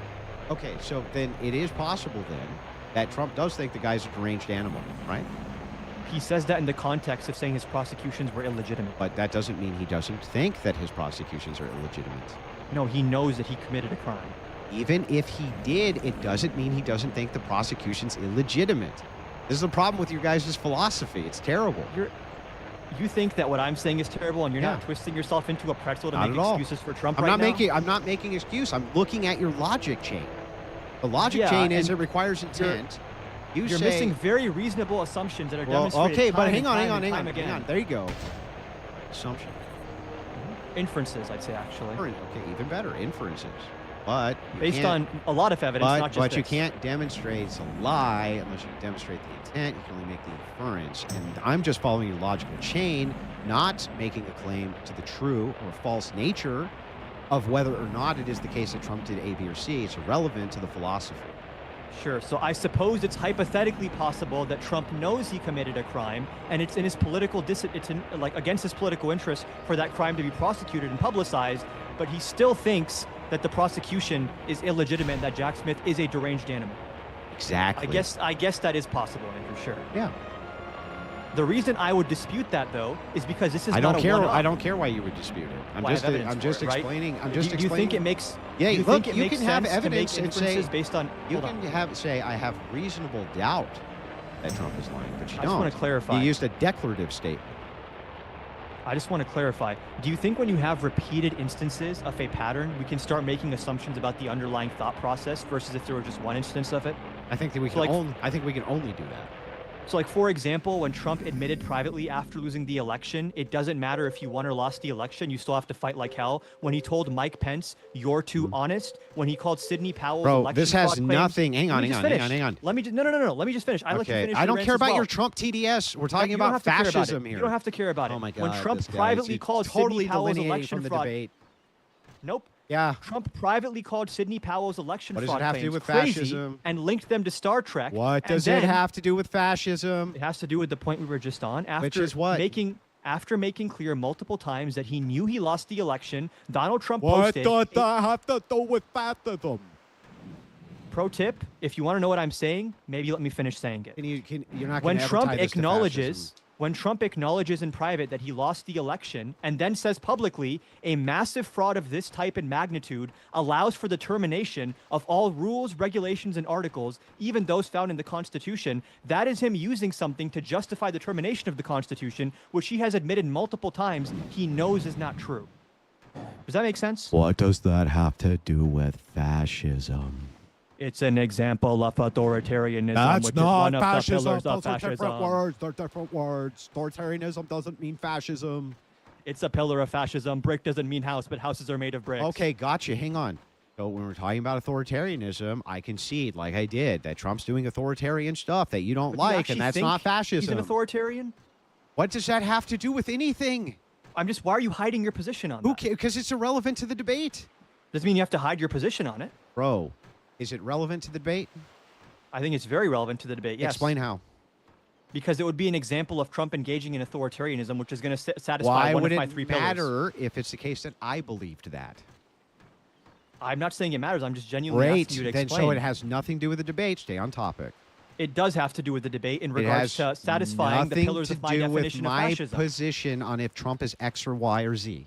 Yeah, because your position can be whatever you want it to be. Bananas and humans are the same. That's all fine. I'm talking about something which satisfies one of my three pillars of fascism. Well, right? I concede that. I can cede For the it. sake of argument or action? Yeah, I don't need to cede it actually. What does that part have to do with the debate? What? You actually saying things with your chest and not hiding from So what you nothing. believe? So nothing has nothing to do with it, right? Okay, if you want to be cowardly about it, Does you it don't have has? to So talk it about has That's nothing. Fine. It has That's nothing. fine. It has nothing to do with it. It's That's just red fine, Andrew. herrings. You're just You have gonna nothing use to do red with herrings? anything. It's the same as It's just red as herrings. much. It has as much to do with this as your banana did, Andrew. Sure. Yeah, it's just red herrings, right? Of course, yeah. What does it have to do with the debate, whether I believe it or not? It has to do with satisfying my three pillars of fascism. And I concede that we could even grant authoritarianism, right? And it still doesn't satisfy even your own definition of fascism. No, it doesn't satisfy you inserting your definition into my definition. Well, we are still on ultranationalism, and I give you tons of examples of what it is, and you just say, well, it's ambiguous. It's just a category error. You're saying ultranationalism is like an ideology instead of behaviors. I'm saying it's a marketing technique almost for politics. No, it's pure act. Ultranationalism. And by the pure way, act. it can be both. But in the context of what I'm saying here, I'm not using it as an ideology or a behavior. I'm using it as a rhetorical technique used to justify Can power you name grabs. Can you name an ultranationalist nation that's ultranationalist on rhetoric alone? On rhetoric alone? China is probably an example. They do a lot of trade with other countries as well. They're not. How would they? They're not. They don't do Well, I'd say they're zero sum. nationalists. They don't they're, do they're zero nationalists. sum. Even They're by- nationalists, not ultra-nationalists. Yeah, they're nationalists, not ultranationalists. So again, can you So name wait, an? to Hang on, clarify- stop. Can you I'm name? clarifying your question. Stop, bro. Can you name an ultranationalist nation which is ultranationalist on rhetoric alone? An ultra-national, the United States currently? The United States is ultranationalist on rhetoric alone, The head of state? Yeah. but not actually. He's nationalist, actually, not ultra-nationalist. Yeah. So he's a nationalist, not an ultranationalist. His governing style is nationalist, and his propaganda and rhetoric is ultra-nationalist. Yeah. I feel like you definitely understand what I'm saying. So you can pretend like, he's- oh yeah, so liberal, I he's- caught you. Yeah, so he's a nationalist, not an ultranationalist. Got it. And you're He saying governs as what a you're nationalist, saying, and politics yeah, is an what ultra-nationalist. what you're saying is that Is that hard the to United understand? States is ultranationalist on rhetoric alone. The United States government uses ultra-nationalist rhetoric to justify its power grabs, and their actual governance is more akin to nationalism. Does that make So sense? then how it actually acts is not in an ultranationalism. The United States currently, no. No. But so you I think there are aspects of it, so- but I wouldn't say we so fully crossed the threshold. purely the nation of the United States, in your view, is an ultranationalist nation because In rhetoric. politicians use rhetoric. No, you asked if it was an ultra-nationalist nation in rhetoric alone. And yes, in rhetoric alone, it is ultra-nationalist. Is Mexico ultranationalist? I'm not familiar with Mexican politics. I don't know. Canada? Also not super familiar. I doubt Canada is. Yeah, maybe not Canada. But like, what about the UK? Are they ultranationalists on rhetoric alone? Probably not. They're like big fans of like multilateralism and NATO and like internationalism, which is. I mean, which so is you the agree United States. Internationalism is probably mutually exclusive. I mean, the United States is pro all those things too. under Donald Trump. Yeah, even under Donald Trump. How? What do you mean? He's been like threatening NATO and tariffing our allies since he came in. How is that multilateralism? Yeah, but he's not fucking. He's worked within the confines of NATO before. In fact, one of the things that Trump did that was pretty good is he Got them to made. pay their fair share. Yeah, he made them increase their contribution. And the thing is like that was a good thing. Yeah, right. And that was, by the way, that's unilateral. You might think that that's ultranationalist on rhetoric, but it was like, wasn't it that rhetoric that actually made them do that? But I don't honestly buy you think Trump is like an internationalist in his foreign policy. I think he's barely nationalist. Barely.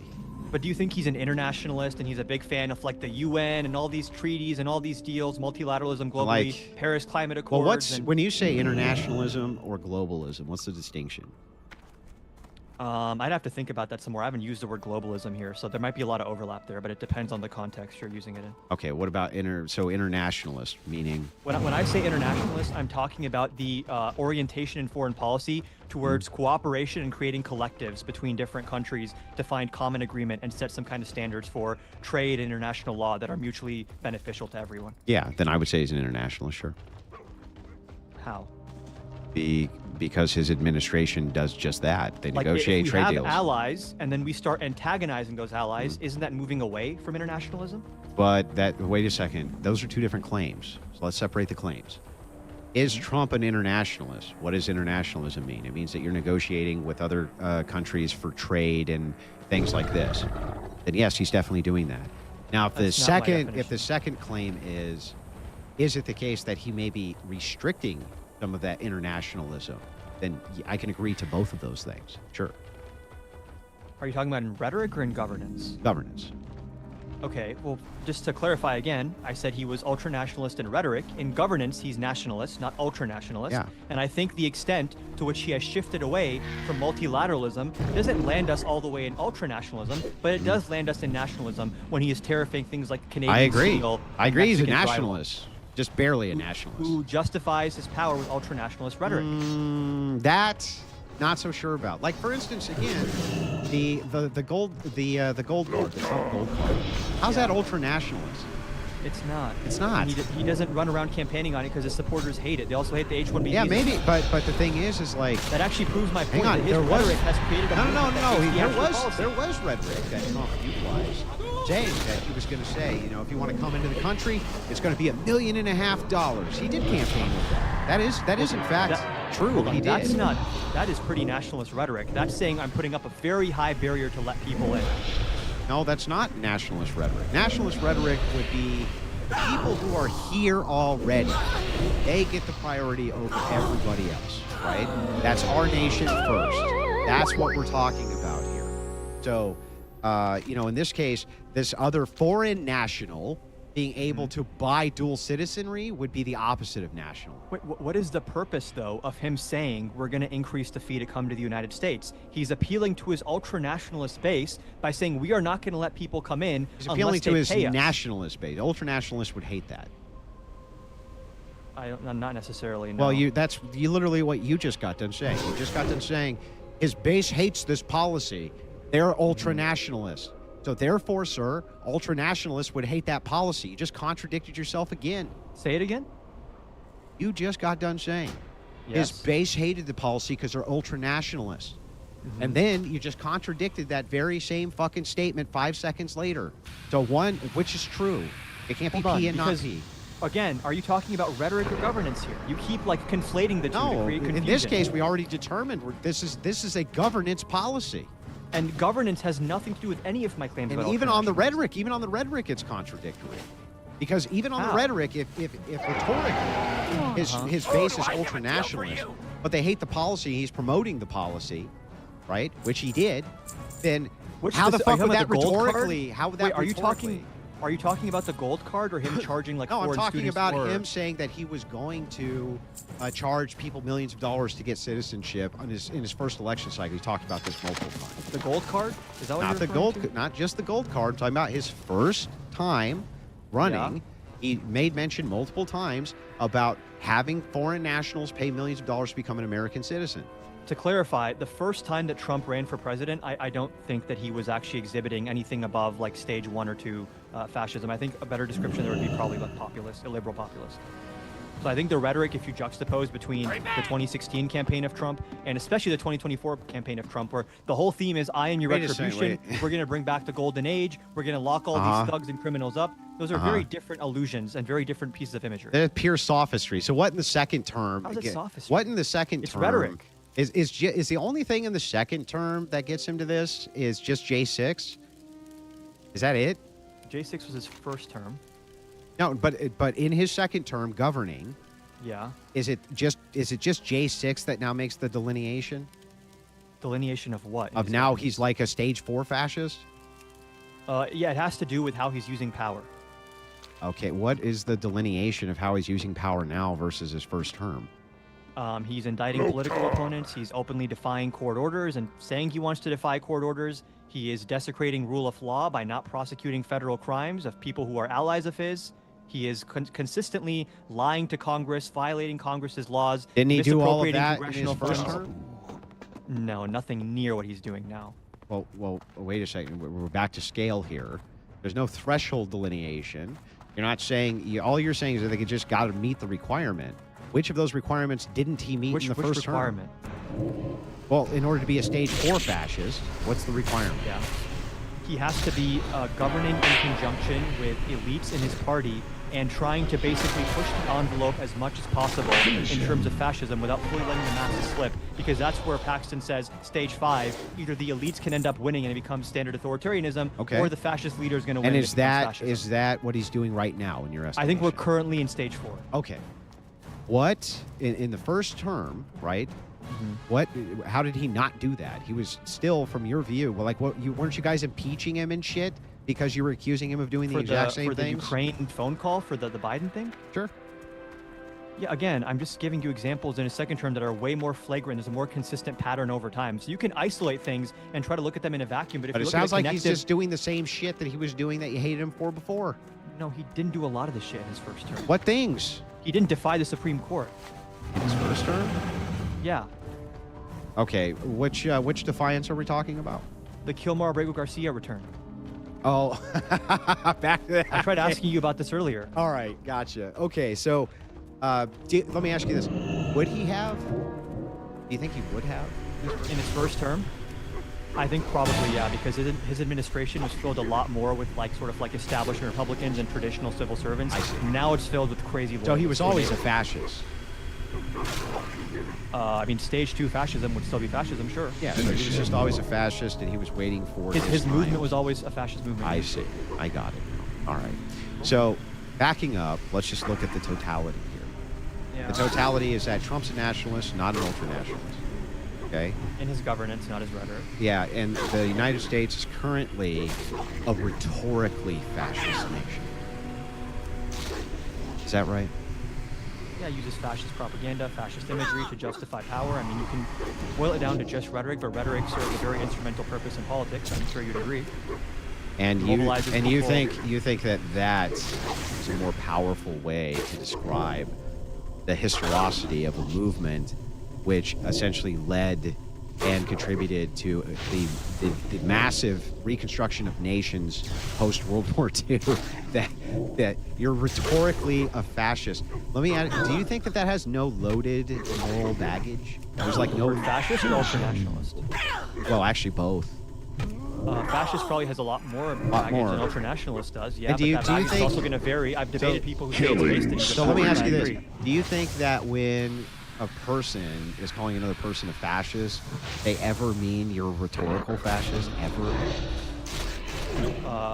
I'm not saying fascism overall is just rhetoric. I'm saying ultranationalism in my definition of fascism is rhetoric. Yeah, but when you Fascism call also Trump has a to do with fascist, behavior. you just mean that in the United States, if they say the United States is fascist, do you think that they ever mean the United States is rhetorically fascist? Ever? Who's they? Anybody who says this?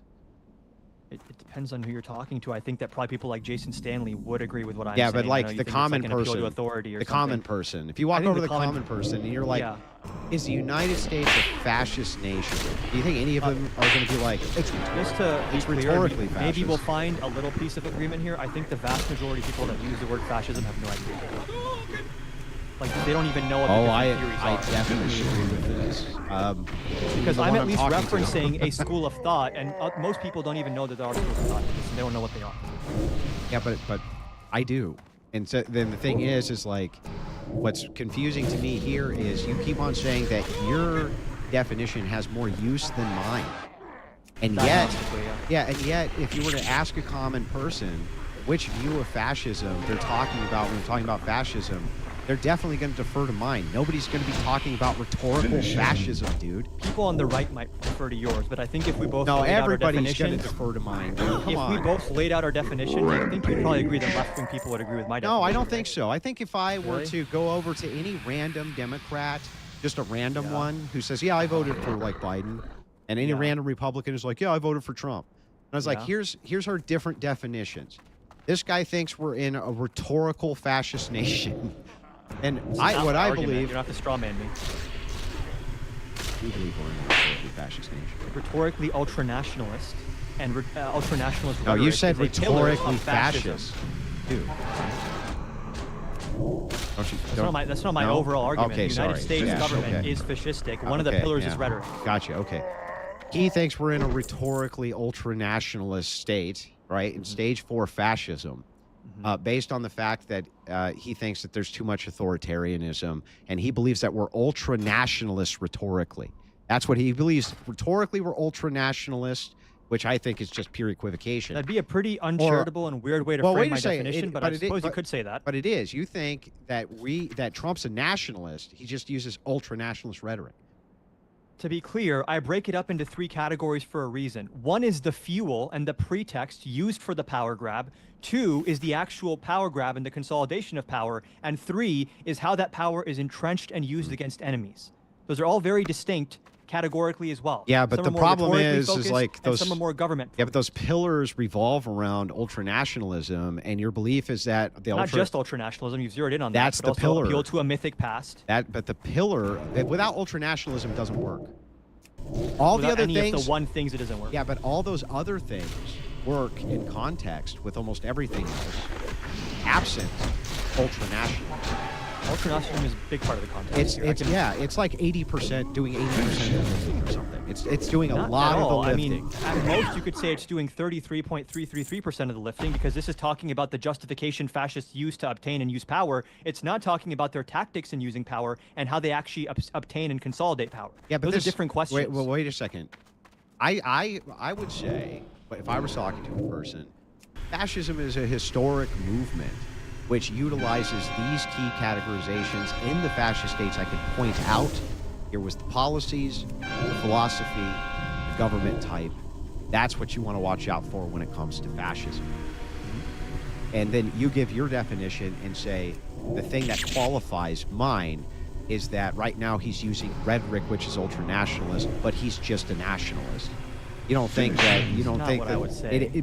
But that is what you're saying, though. I would say he uses appeals to a mythical past and ultranationalism to manufacture consent for the consolidation of governmental power, which he then weaponizes against his enemies and uses it to entrench the power. Yeah, but I would just counter with, so do all politicians. They're always talking about some All other politicians point. are authoritarian. Yeah, they're always. Yeah, they're all. Yeah, kind of. A lot of them want to. Well, every president has Which basically other- attempted to entrench the Finish executive him. branch a little bit more. Almost Which all of other them. 2 politician? minute before we go into Q&A. Sure. Which other Multi-kill. politician has defied a court on purpose? Well, this would be going back to the. Andrew Jackson, maybe? Like, Yeah, this would be going back to, well, in that particular case, if I remember right, just off the top of my head, he was trying to do some kind of movement with Indians, and Something like that, the yeah. court said no. He went ahead and executed it anyway. But all the way back to the very beginning, the Finish him. founders were contrary to their own beliefs. I mean, starting with the Whiskey Rebellion. So, and by the way, we can look at other things too, like Kent State, for instance. What happened at Kent State, various things like this. And we can say, okay, that's authoritarianism. there gone have too certainly far. been flashes of authoritarianism in American But we can history, also say especially that there's during been, wartime. but we've also said that The there's- Japanese internment camps. Yeah, but we can also say there's authoritarianism which has been pretty good that we appreciate. You know what I mean? If, Can you give examples? Yeah, sure. Like for instance, when we stopped segregation at schools and the National Guard was deployed, so that the schools that didn't want there to be desegregation had to desegregate. That's good authoritarianism, right? I don't know that I call that authoritarianism. Finish him. They federalized the state National Guard. But a big part of my authoritarian pillar includes the words They bad faith. federalized the National Guard against the will of the It governor. was an expansion of power. Authoritarianism, I'm including bad faith in that, right?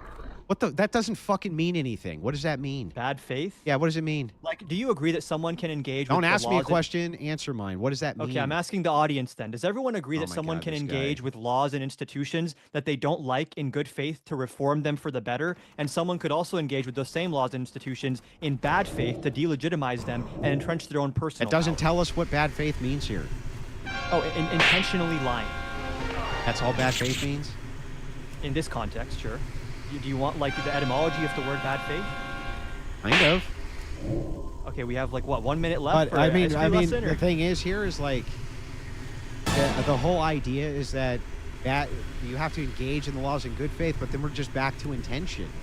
Because your intention, then you're And not we have lying. demonstrated intent from Donald Trump time and time Well, and no, time it's again. not a demonstration of intent. You'd have to know the intent in order to, or at least make such strong inferences as to have no doubt. I think these are the obvious But we're talking about inferences. I think you'd have to historic- justify why But you hang on, don't we're make talking those about the inferences. historic movements here. Like, Andrew, hang on. In Kent the burden State, is on you here. Yeah, and I'm giving you the burden. When we're talking about Finish him. authoritarianism, right? Unstoppable. I would say that it's definitely an authoritarian act, and was at the time, and it was very controversial, and it was cited as being authoritarian.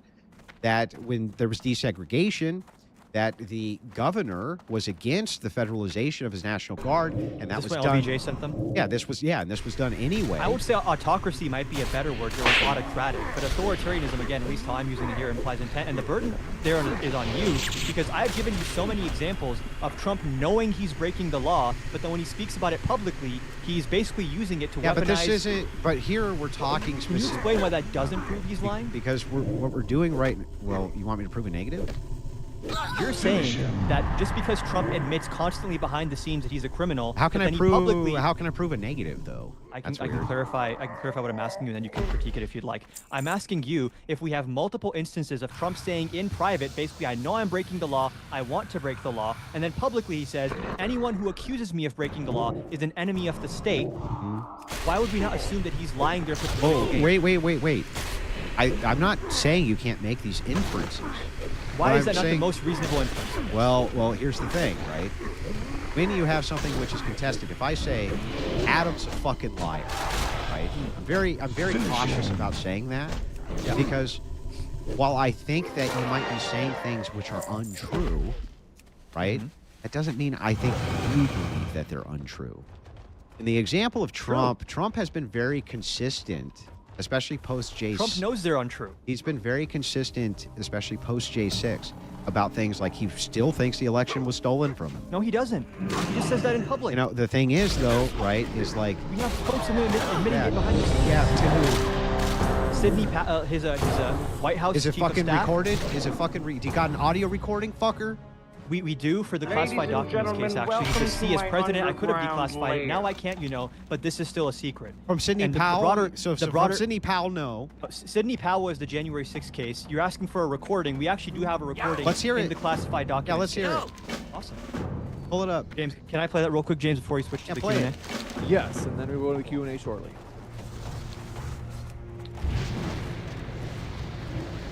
Yeah, folks, hit that like button no matter where you're watching.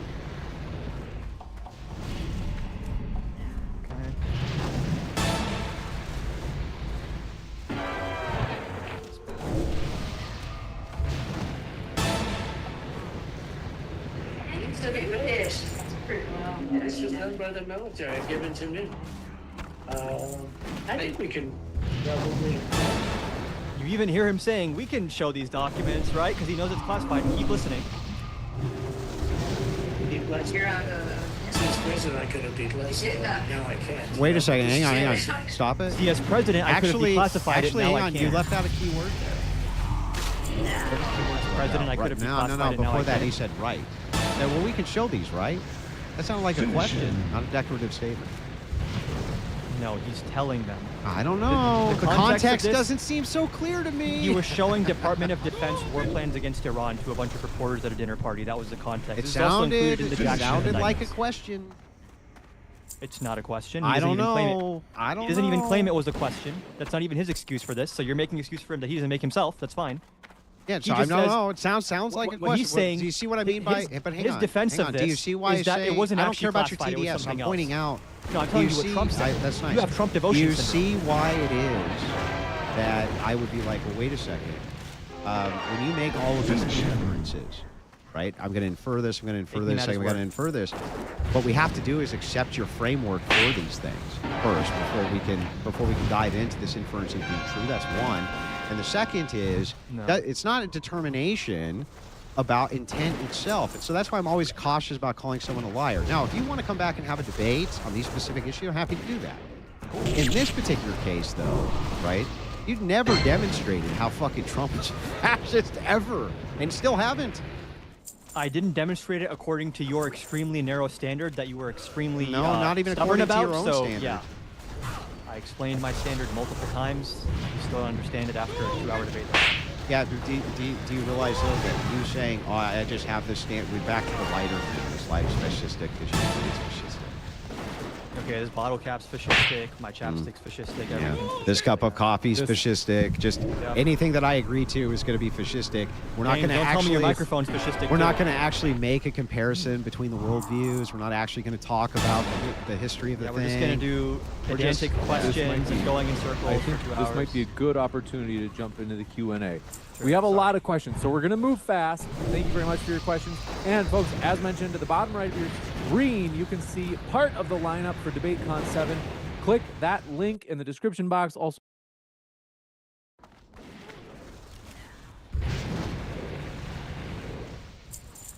and Jake, Muslim metaphysician. You don't want to miss it. It's going to be amazing. Go ahead, Adam. Can I pee real quick? I don't want to derail the Q&A. I'll be back in like 2 minutes. That's okay. Okay, thanks. Woman, give me a cup of coffee, please. It's gonna be amazing. But like I said, whether you're watching at Modern Day Debate,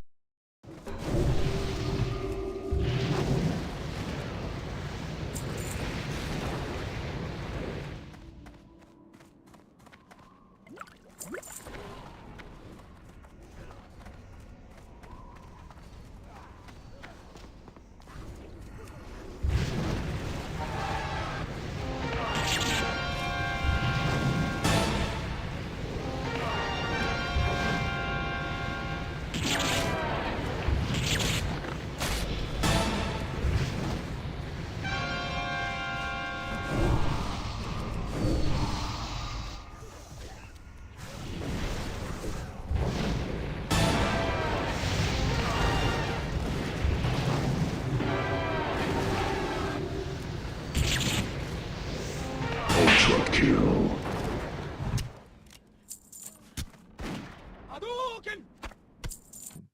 I'm in Australia, Antarctica, whatever it is. I can't make it too far. You can watch it live from home.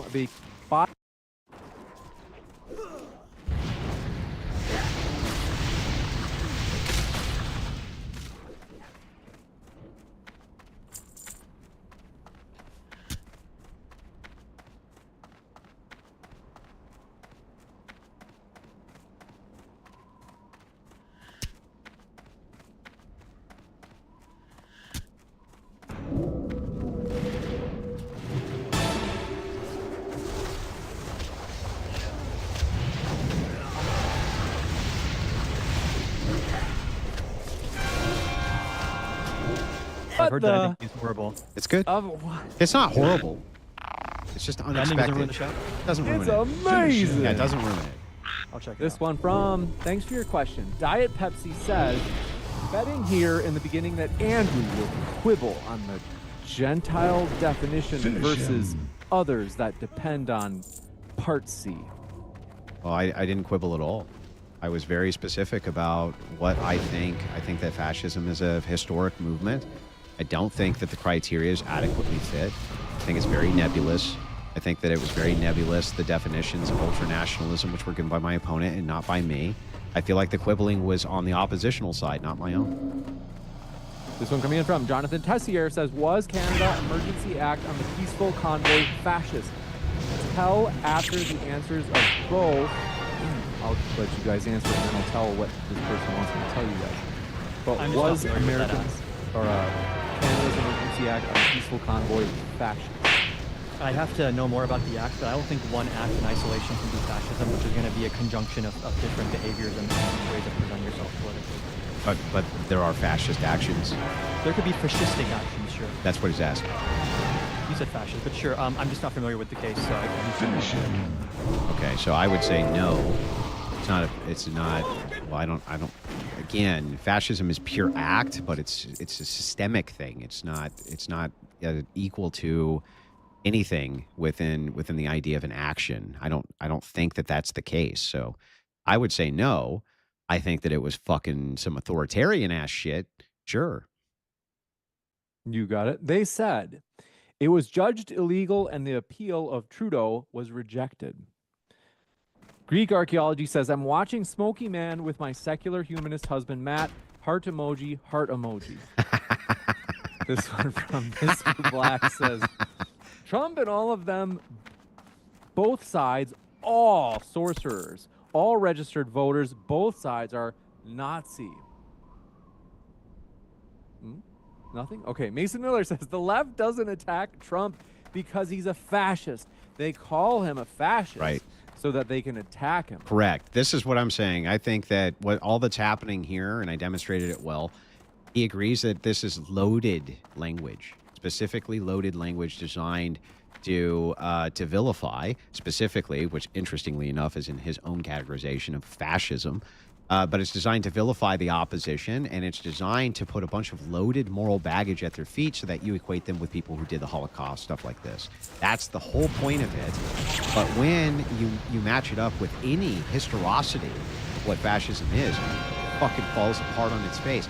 We literally reduced it down to, it's rhetorically ultra-nationalist. It's like, what the fuck are we even talking about? fascists lock up their political opponents? If yes, why did the Biden admin target Trump for criminal charges? When did Trump do that to Obama?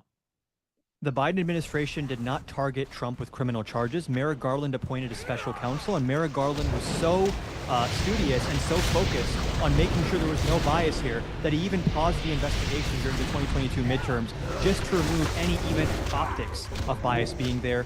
And if you read the Jack Smith indictments, it's pretty clear Trump did stuff, and Trump has tried to put Letitia James and James Comey in jail and threatened the Federal Reserve Chair Jerome Powell in an investigation to get him to lower Fed rates. And Obama never did that, Biden never did that. Stevie Banana says, if you accepted that I'm right, would you agree that I'm right? Yeah, exactly. that was the richest part of the whole debate. The whole idea was like, if you accepted my definition, Still don't understand that? No, it was incoherent. If you accept that the thing is, the thing is the thing, then it would be the thing. It's like, yeah, sure. It is totally what you said. That if you accept this You're one part gonna of my get definition- clipped, Con. You're gonna get clipped.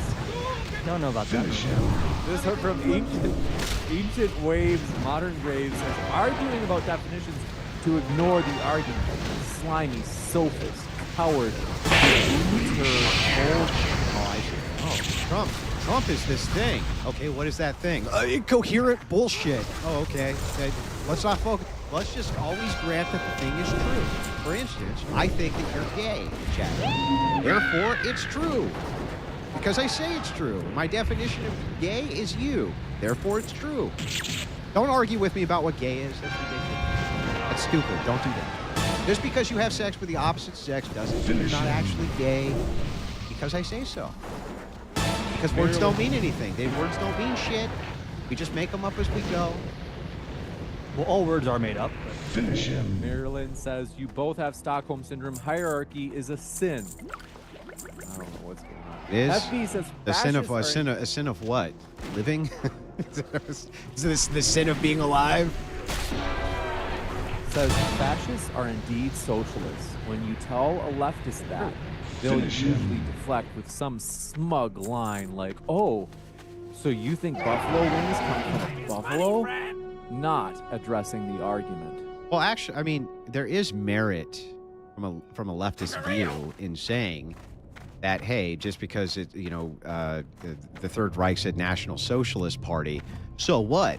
The North Koreans have Republic right in the name, right? There is merit in that argument because words mean things, right? Then the definition matters a lot. Then what we mean by it matters a bunch, and unless we do it in this case, fascism. But there's merit to that. The problem here is like, yeah, historically, it's rooted in socialism, and the whole idea of nationalizing the industry was rooted in socialism. Corporatism is rooted in socialism. Like, there's no ifs, ands, or buts here. This one from Rachel Wilson says, if fascism were nothing but rhetoric, why the hell would we care if Trump is a fascist? Exactly. Obviously, you have a problem with what he's doing, not just what he's saying. Which is why I said that fascism is a combination of both what he's saying and what he's doing. They're very closely interlinked, which is what he says is used to justify what he does, which otherwise in a vacuum would not be popular. But he's Like not doing any executing people in the streets. ultranationalism. He's not doing any ultranationalism. He's not doing any of the stuff which is the pillar, one of the main pillars for fascism. He's not doing any of that. It's a rhetorical pillar, but you don't like hearing I it, know, so. it's all rhetorical. We should care because Nope. he's a rhetorical fascist. 1/3 of it is rhetorical. Okay. 33%. 0.3333 repeating. And it's infinitely. 33% infinite rhetorical fascism. Stupid. It's just stupid. Emperor Fat Ass Dog says, if Trump cured cancer, Adam would turn around and say, oh, Trump put doctors out of work. I actually give Trump credit for Operation Warp Speed, which is the one thing all of his supporters hate the most. So that's probably not true. This one from Reliant says, if Trump is a fascist and you can have a democratic fascism, then what's the problem? Yeah. Just vote out Just- fascism. Yeah, just vote it The out. problem is that fascism uses democracy to rise to power, and then once it has that power, it uses it to undermine democracy. Like, for example, his drafted executive order to seize voting machines with the National Guard. Ancient Waves, Modern Grave says, quote, you're banking on ambiguity, unquote, while he's been arguing about definitions for the entire debate, then shifts the debate to quote unquote nationalism. Hilarious. Ooh. I don't know. I'll say it one more time. They say, You're banking on, they quote unquote, you're banking on ambiguity, while he's been arguing about definitions for the entire debate, then shifts the debate to nationalism. We weren't arguing about the definition of the thing.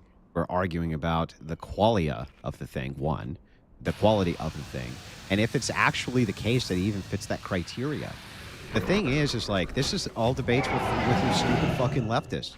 You just want us to grant that the shit you say is true. Grant it all. His entire, do you realize, like, his entire argument, and he said this, I couldn't believe he said it, and he's gonna get clipped. He literally said this. He said, yes, I'm appealing to this guy because he's an expert. He said that. That's what the appeal is, because he says it, so it's true. Like, it's completely fallacious on its face. This is one of Robert Paxton's pillars, which is the undermining of intellectuals and academics. And yeah, right, and that makes it true. Why? It does, just because bananas, Andrew, and because because what makes that statement true, though? What makes it true rhetoric of fascism? and bananas and whatever else. What makes that true of fascism, dude? What makes it true? You didn't claim it's true, right? So it's not true. consensus So it's just definition all of fucking fascism. ambiguity again.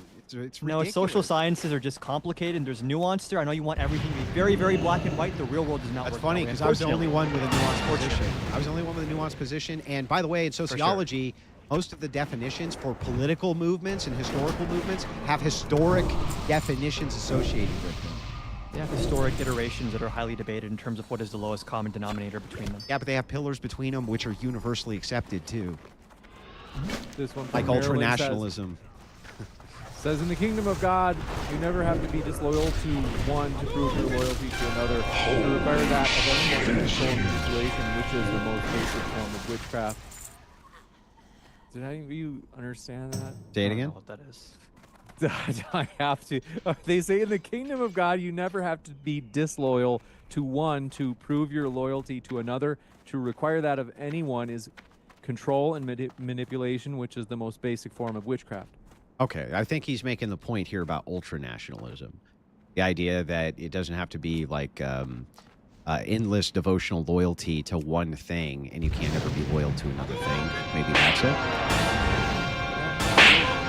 This one from Greek archaeologist Andrew Wilson, smart. Remember Badass Dog says, if Adam, if Trump is a fascist, why would he allow his daughter to marry a Jew? Make that make sense. I don't think fascism has to be anti-Semitic. In fact, Trump actually justifies a lot of his authoritarianism with cracking down on anti-Semitism to violate people's free speech rights. I mean, he is right about this, is that fascism isn't rooted in anti-Semitism. It's not rooted in racialism either. Neither it's rooted in neither thing. This one from, by the way, our guests are linked to the description box. Check. Put our guest links there. From Isai Beltran says, these bots think and respond like NPCs. WTF. Rachel Wilson says, how can Trump be fascist only in rhetoric, but also fascist in how he is using power? You're like a little contradiction machine. I don't see the contradiction between being fascist both in rhetoric and then how you act on it. And from White Chat says, Khan, with all respect, Emperor Fat Ass Dog says, why do you have a problem with Democrats being prosecuted when they literally did the same thing to Trump and his coalition? Because Trump's own chief of staff has admitted on record that the prosecutions of Letitia James and James Comey were vindictive and they were retribution. They don't even deny this. Whereas when you look at the actual prosecutions of Donald Trump under Merrick Garland and Jack Smith, there was a lot of care given to separating political constraints and political interests from the actual procedure of the law being carried out. But none of that's fascism. Ancient Waves Modern Grave says, anything bad said about Trump equals TDS. But we must microscopically define fascism and be surgically precise, otherwise you're wrong. Double standard NPCs. This one from Alejandro. I'm lost on that one too. Says, I'll give Wilson a hint. Lefties don't care if he, quote, technically is or isn't fascist. We care that he is a POS that's making the world worse. That's fair. I get Emperor- it, but I care about whether or not you're using morally loaded and morally charged language to try to put an entire history of horrible things done by an ideology on people who don't practice the ideology. I think that that's fucking reprehensible. So that's what I think. Emperor Fattest Dog says, I bet Adam wishes he could suck on Andrew's cigarette. What the? The Finish Geek him. Archaeology says, what the? Amazing. And MP says, for Adam, how weak should America get before you are comfortable with living here and not getting mentally hurt? I want a strong America where people have health care and good public transportation and a strong rule of law, liberal democratic values, as well as progressive economic policy. Very Finish strong. him. The strongest. Super Kafir 3000 says, autocracy is system-based. So however, is that, I mean, authoritarian- that sounds a lot like America First. True. Are you some kind of nationalist? I'm a patriot. Are And you a nationalist? I don't think I'm a nationalist. No. But you're not sure? I think we should have probably a lot more cooperation with other countries in the UN. I think we should rejoin the Paris Climate Accord. We should be entering None of trade that deals to contradicts change labor nationalism. standards. The ultra-nationalist rhetoric I would use. I wouldn't use nationalist rhetoric or nationalist policy. You wouldn't use any national politics? I mean, what are you defining as nationalist I don't policy? know. I want a It's gonna strong America. be- Well, sure, you can overlap pretty much anything with national What is policy. it? What is a if you strong want. America look like? People having good wages and pro-social behavior, communities that Let me are ask you this. strong and Would connected. would you prioritize the welfare, if you were president, of your own people inside your nation over that of other peoples in other nations? Of course. Okay, well, that just sounds like nationalism to me. Cool. This one from MP, parentheses, Jax 556 says, for Adam, how weak should America get before you are comfortable with living here and not getting mentally hurt? I think I just answered that one. Oh, I'm sorry, I'm retarded. You're good. Okay, super. This is whatever Badass Dog says. James, you've been watching Jesse Lee Peterson lately, always. Giovanni JD says, federalizing the state National Guard is only authoritarian if Khan doesn't like it. Well, right. That- If they're doing it in bad faith, whatever the fuck said- that means. Which the judge, Karen Immergit, said that, right? Because he tried to bring in the California and Texas Guard after she put a TRO on the Portland Guard. No. We were talking about what happened under LBJ. So I'm talking about Trump's. Yeah, no, but implications that's for not what National that's not what he was doing. Because the what we were talking about was when this happened. I think it was LBJ, but when this happened during desegregation, the whole idea behind that was like, is that authoritarian? And you're like, nah, because it wasn't in bad faith. It's like, all right, And I said it was autocratic and structured, centralizing power in the federal government. but that's not authoritarian because it's not done in bad faith. Yeah, exactly. Okay. Did I read this one? This is autocracy is system-based. However, authoritarianism relates to controlling society, among other things. Yes, desegregation was authoritarian. Finish him. Yeah, I don't know how. Multi-kill. I don't know how it can be that you can. When I say some forms of authoritarianism can be good, and then I point out like Lincoln fighting the Civil War or something like this, and imposing his authority on the South, and it like that wasn't in bad faith. You know. So to clarify, So- I think the disconnect here might be that I don't think that any instance of the state using its power, even if it's increasing the scale of that power, is going to be inherently authoritarian. Authoritarianism specifically refers to basically the weaponization of law, of the Constitution, to centralize and consolidate power with the leader. yeah. So authoritarianism can be good then. What's an example for it? Lincoln going through and burning the whole South down in order to did stop he do slavery. that to make himself more powerful, or like reform an institution? He did it 100% to make sure that the federal government had jurisdiction over states' rights. That's a different Absolutely. question. Yes, to make the office of the United States more powerful. Yes. It was like his Hold whole on. stated reason for doing it was to make sure that the United States stayed whole and they became more Exactly. powerful. Well, hold on though. He actually has an interest there that is in the best interest of the country. He's not doing it in a selfish way to make himself more powerful. Yeah, it was to make the United States more powerful. They were terrified of losing the South because they would lose power. Yeah, the That's United the whole, States they being would more lose, powerful. It's not yes, necessarily they would lose authoritarian. power. Like how? So that's good authoritarianism, right? I guess if you define authoritarianism as just exertion of state power, then fine, yeah. No, I didn't just define. I'm using your Or the definition expansion here. of state power. Yeah. The purpose is to gather more authority to your office for the purpose of power itself. You want more power. But if you engage with the laws and constitution in good faith to increase the scope and power of the government, that's very different than trying to undermine those same Yeah, institutions. but in this to case, you could accumulate have power with yourself. You could have both sides doing that, though, is the problem. You could. And you did during the Civil War. Both sides thought their interpretation was correct. The one thought that they had the 10th Amendment. The other side thought, no, you're full of it, right? Like both sides the are doing Confederates this. were probably a little bit more in terms of suppressing, black people and stuff. Which not to say that the North wasn't suppressing women and other minorities, but I think relatively black speaking, people? one was more authoritarian. Yeah, like when Lincoln said that he would never free a single slave if he thought it would have brought an end to the war and kept the Union whole. Sure, I'm 'Cause he not didn't give a saying shit. People were racial justice warriors back then, but okay. They didn't care. This one from, do appreciate it. Jack City says, how does Trump say and do one thing, but Adam is able to hear and understand something completely different? Can Adam use that skill anywhere Ladies else? and gentlemen, welcome I to would my ask the same question to people who have lair. somehow deluded themselves into thinking that everything that Trump says is he's just testing a novel legal theory when he tries to overturn election results. He's just listening to the advice of his lawyers when he starts defying courts. He just genuinely thinks that these people who are prosecuting him for crimes he apparently committed are actually deranged, dangerous animals who are enemies of the state and must be put down in the streets like dogs. I happen to think probably not the best intentions behind that, but I understand something like 25 to 30% of the country disagrees with me on that. That's fine. This one from, do appreciate it. Pause in Eternity says, but Andrew, he's, quote, doing, unquote, the rhetoric. He's not doing he's not doing any of these pillars of rhetoric. The idea that Trump is doing ultranationalism is categorically false by my opponent's own admission. That Trump, that's why he equivocates, right? He says, no, Trump's a nationalist.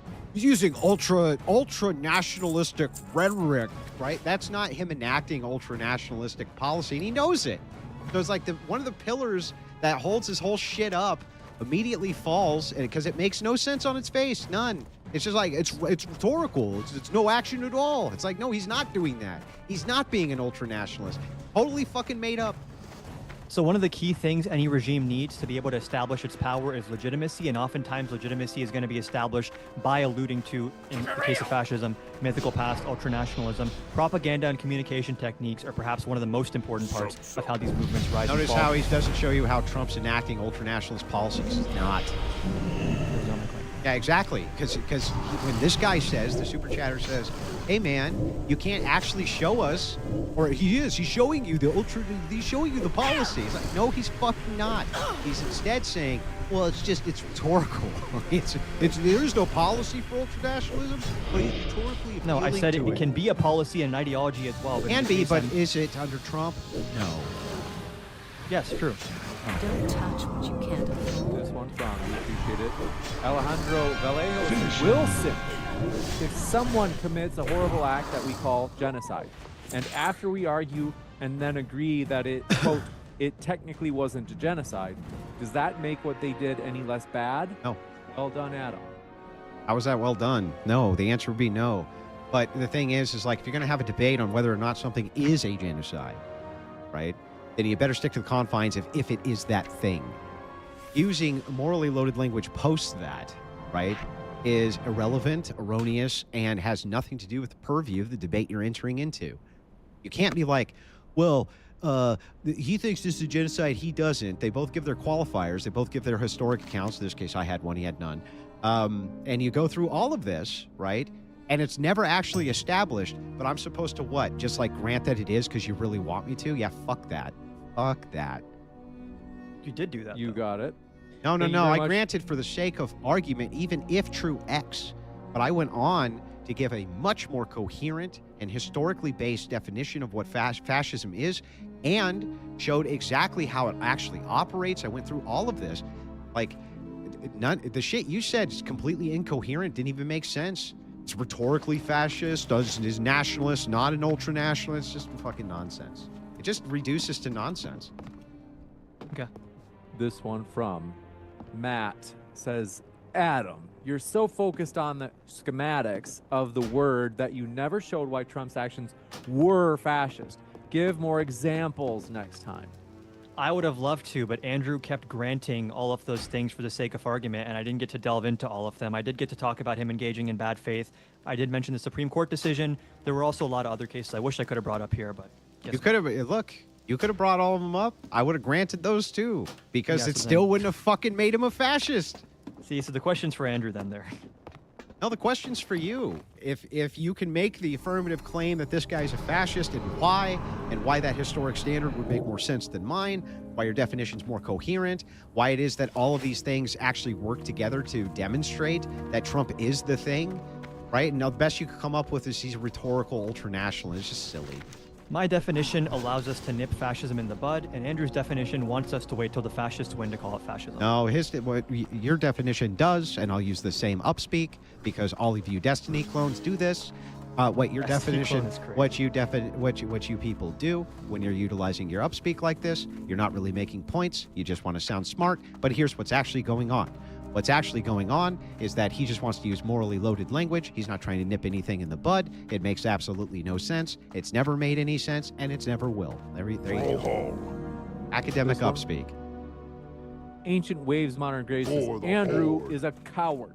Trump is fascist, and it's perfectly fine to admit, I voted for it, you slimy sucker. This one from Shock Body Outline says, if Trump is fascist, why are blue-haired liberals allowed to gang stalk ICE? Because we're in the fourth stage. That's the fifth stage is when we start locking them all up. Well, someone was shot about 10 times on the floor yesterday. They didn't have blue hair, though, so maybe that doesn't apply to this question. This one from Oh, Edgar Trump did Allan it. Poe. Trump did it. Says, Andrew, you can call into Matt's show the line. This one from David Emanuel says, Andrew. Okay. Oh, I thought it was for real at first. They say, Andrew sucks. Boo, Andrew, boo. And Right Wing Nuck says, for Adam, if you had to pick a society to live in, you have to commit to one. Is it Rhodesia or Zimbabwe? I don't know enough about either of those to really make an educated guess on where I'd rather be. This one from X. Han, I'm trying to understand your argument. Is your argument, quote, someone bumps into you in a bar, tells you to meet him outside to fight him, and you go, and he tells you, dude, I didn't mean literally fight? No. This one from It's a rhetorical fight. Hope Bloom Music says, Adam, make more money reading people's minds, talking to the dead, and revealing people's deepest motivations. What's on your mind? What's on your mind? This one from Jack City says, oops, I meant that to Andrew, not Adam. Oh, sorry about that. All right, let me go back to this one. Jack City says, okay, so this is for you, Andrew. They say, how does Trump say and do one thing, but Adam is able to hear and understand something different? Can Adam use that skill anywhere else? Yeah, you can. The thing is here, though, is that you have to understand that the Killing use of spree. this specifically is the demonization of opposition in order to put the sins of an ideology which the United States battled against. By the way, I've battled against third positionists for years. I understand the ideology inside and out, which is how I know exactly that Trump is not one. Okay? In fact, my opponent grants that he has no ideology ultimately. He's not really an ideologue. He's more of a demagogue from the leftist perspective. They're literally just trying to put this morally, reprehensible language on him, because then that justifies Finish him. resisting. You got to resist the Nazi. Got to resist the fascist. I just want to be clear. I think people should fight like hell or they're not going to have a country anymore, but they should do so peacefully and patriotically. John Smith says, Khan, do you think breaking down centralized government power like Trump is doing is an example of fascism? Yeah. How often is he lost at SCOTUS?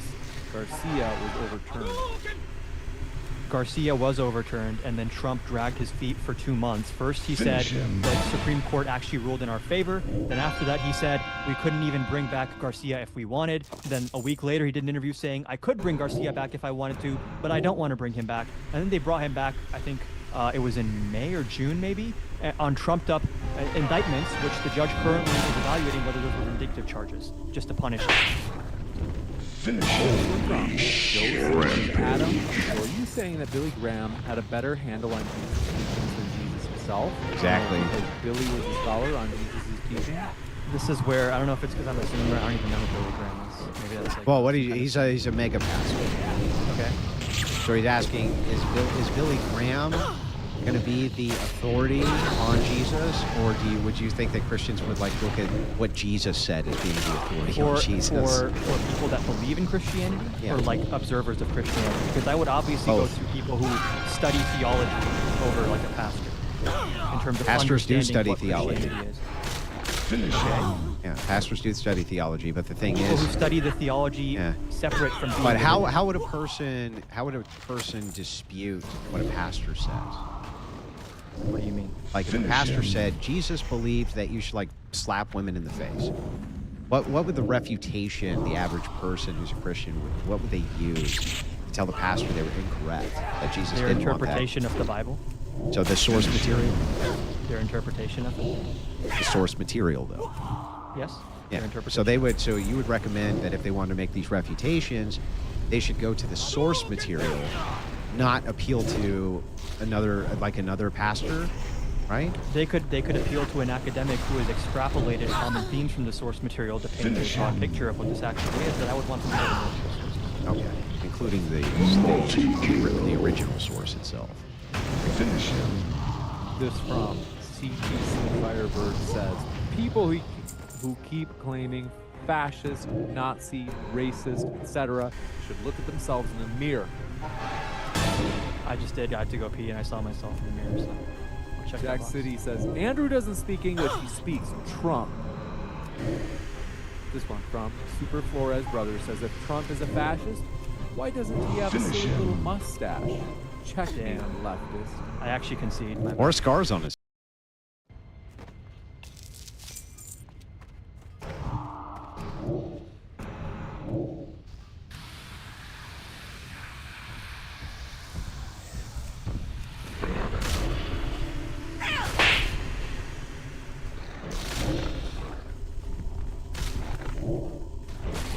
Finish him.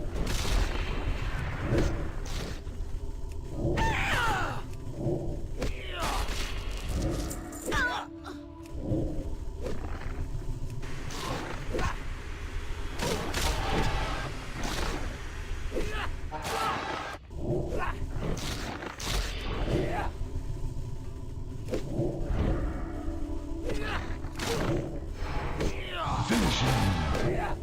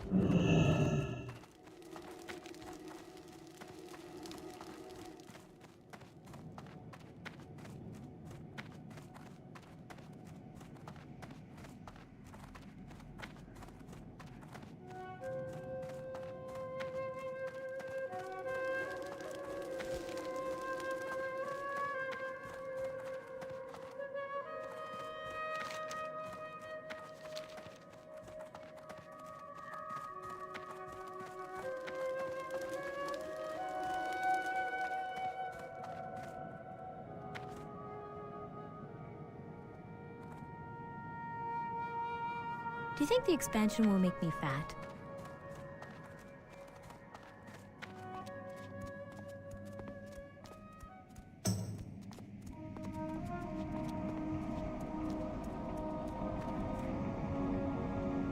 How can I miss you if you don't go away?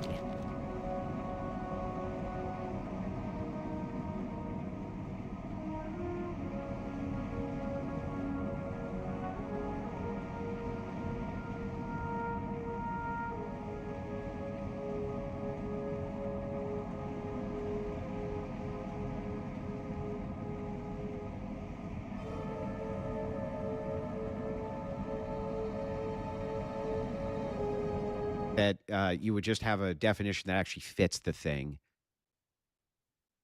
Now, it has to be over inclusive or this. It's like you could just actually have it fit what it is. This from Matt says, have you guys watched Breaking Bad? Do you like it? I have and I do. I love it. That's a Top great 3 show for sure. Great show.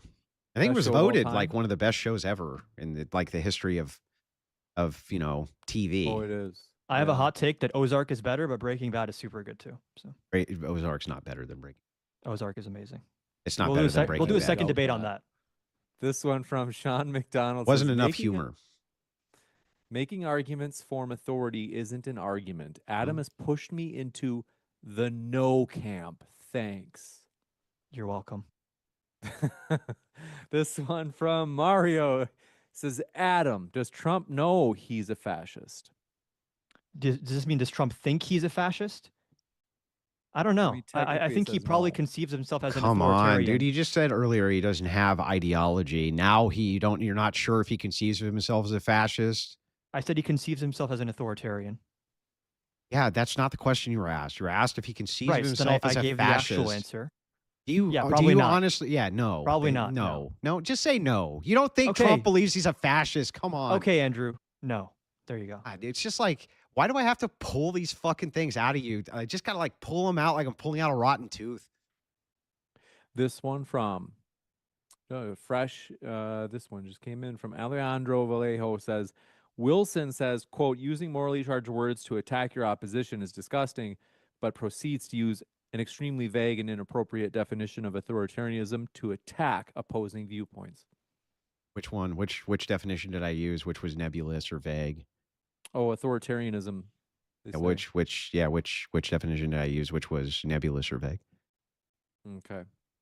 Zach Gelpri says Mustache Man outlined everything he wanted to do before he got power in the book he wrote in prison. Yeah, he did. He wrote a book. Was it My Journey or whatever? Mein Kampf. So the thing is like, and it's not just him. You see this in fascist Italy too. And it's like this idea that you have to hide your power level is fucking ridiculous. It's just ridiculous on its You can face. correct me if I'm wrong. Did Hitler like openly advocate from the beginning of his political career for the Enabling Act? I'm not sure. Okay. And I'm genuinely asking, I'm not trying to make a point there, but it seems like some of the authoritarian power grabs were kind of saved for once he had made alliances in the military and had Well, I kind don't of the think cover I to do don't that. think in the beginning that Hitler was looking for war with Europe. I don't think that was the stated goal. He wanted the reconciliation of Germany, but I don't think that he wanted to have an expansive, massive war. He stated early on, especially with England, he didn't want one. So I think that if there was things which were done during his war powers, he may not indeed have meant for those, but he himself may not have known that, hey, these are things that I'm going to be going for if I'm imbued with war powers, right? Sure. This one, do appreciate it. Sean McDonald says, making arguments from authority isn't an argument. Adam has pushed me. Oh, sorry about that. Just thought it loaded. This one from, okay, they're just not loading. Giovanni JD says, Khan making a massive philosophical error. Definitions are not prescriptions. They are used to identify and refer to an actual thing. Yeah. And definitions are essentially referring to constructs, and there's never going to be full consensus on what those constructs are. There's going to be more consensus in the hard sciences, I think, but when it comes to social sciences, definitions are one of the most hotly debated topics in the entire field. So I'm not going to pretend like I'm an academic here. Well, hang on though. Do you agree that in order for a definition to be useful, it needs to be pointing at something, right? Which is generally descriptively true experientially. Sure. The Hang on, question hang on, is hang like, on. sure. Experientially. The question is, with what level of specificity is it pointing? Is it pointing in a general direction? And like, if so, how granular is it getting in identifying the thing I it's don't think defining? it That's needs going to to be vary. granular or hyper specific, I'm not saying that either. but I do think that definitions generally rely on pillars. And literally that like the definitions, right? They rely on pillars in order to make the case of what it is that they're defining. And I think in this particular case, when you have in sociology, especially when we're talking about historical political movements, that's going to rely heavily on historic accuracy and historic definitions, especially of the architects themselves. This one from Joe C 2432 says, Khan, if I said that I was going to unalive the whole chat, does that make me the most prolific serial killer rhetorically? I don't think rhetorical serial killing is a thing, Why not? but Why can't it be? because serial killing is almost always an action. It's pure act. Serial killing, yeah. Yeah, I know. It's almost like there's a It's almost like not everything is the same thing. it's like the and things, words thing. have different characteristics. It's like when the early fascists said whose whole philosophy was pure act. Literally, that's his whole philosophy, Yes, I his know. philosophical outlook of pure act actually meant pure act. That's crazy. Kind of like in this case with the chat, that would be no, you can't be like a rhetorical fascist, right? You're either a The difference fascist or is you're that not. even you agreed with me that ultranationalism can be a rhetorical and propagandistic strategy. I'm not aware of anything called rhetorical serial killing. No, Maybe there's something what like I that, but agreed I don't with know. is that it's true that ultra nationalists use propaganda, but I was saying that you could have an ultra nationalist state absent propaganda. You disagreed with Sure. that, and then agreed exactly. No, you can have an ultranationalist state in terms of policy. I'm referring to propaganda and messaging used to justify power Yeah, grabs, so as I've said it's not a a million times. necessary condition, and you haven't met any necessary conditions. Depends That's on the what iteration problem. of the word you're using. It can be an ideology, The it can be an correct act, one. and it It can is an also ideology. the Fascism one and that you want to communism use. and all of these are ideologies. They're Listen, it's okay. fucking stupid that these people try to convince you, the audience, that fascism is not a historic ideology that has real pillars that hold it up, because it does. They're just like, nope, this is my definition. He's rhetorical ultranationalist. Rhetorical ultranationalist. It's fucking ridiculous. Ridiculous. This one from Pause in Eternity says, the fact that the word fascism is debated so hotly around Trump is proof the word is clearly weaponized. It's damaging enough to be arguing it at all. Yeah, so if you actually watch my content, I almost 99.9% of the time just call Trump an authoritarian, specifically because there's so much baggage associated with the word fascism that it's almost never worth getting down to the nitty gritty when you can just use the word like right-wing authoritarianism, like fascistic authoritarianism. And I'll give you credit for that, right? But I did see you. I mean, I have watched some videos where you dive into why you think Trump is a fascist, right? And I'm not even saying that all of this is unreasoned. I'm not saying that. I'm just saying it's bad reasoning, and it doesn't comport with descriptive reality of what we're actually trying to get at here. And so, ultimately, when we're talking about this, when we're talking about fascism, right? The contextualization is so important, and why this debate is so important is because I want the fucking left to stop calling everything fascist that they don't like. Because what it does is, if there really was a march towards fascism, like an This I actual agree one, with. it's going to be completely delegitimized by the fact that these fuckers don't even know what it is. No, so I've talked about this as well on my channel, especially during lives, that people that have been calling like Barack Obama a fascist and Joe Biden like people that have been using this word for anyone they don't like, they have now put people in the position where they can never use that word without half the country going, well, you're exaggerating as always. It's like the boy who cried wolf or whatever. So I It's the think same in thing terms with of Nazi. colloquial, I Same think thing. colloquially speaking, it's like almost useless because no two people are going to agree fully on what it means. It's the same thing with Nazi. This is a big problem. Like, Sure. that should be reserved for actual Nazis. It really True. should. I Because agree. if it's not, the meaning of the thing is completely displaced. And like, that used to be a really effective thing for you guys, or well, actually for everybody. If they said this guy's a Nazi, that used to hold a lot of weight. Now it fucking doesn't. Okay, now it doesn't hold any. They just call everybody a fucking Nazi. This one from Jaxt said, "Answer my question distinctly, young man. How weak do you want your own country to be before you're comfortable it's no longer fascist?" I don't know what he wants me to say. The weakest ever, the weakest of all time. You've got This mail. one from Lord Lost 120 says, "Definitions are descriptors, meaning they describe something.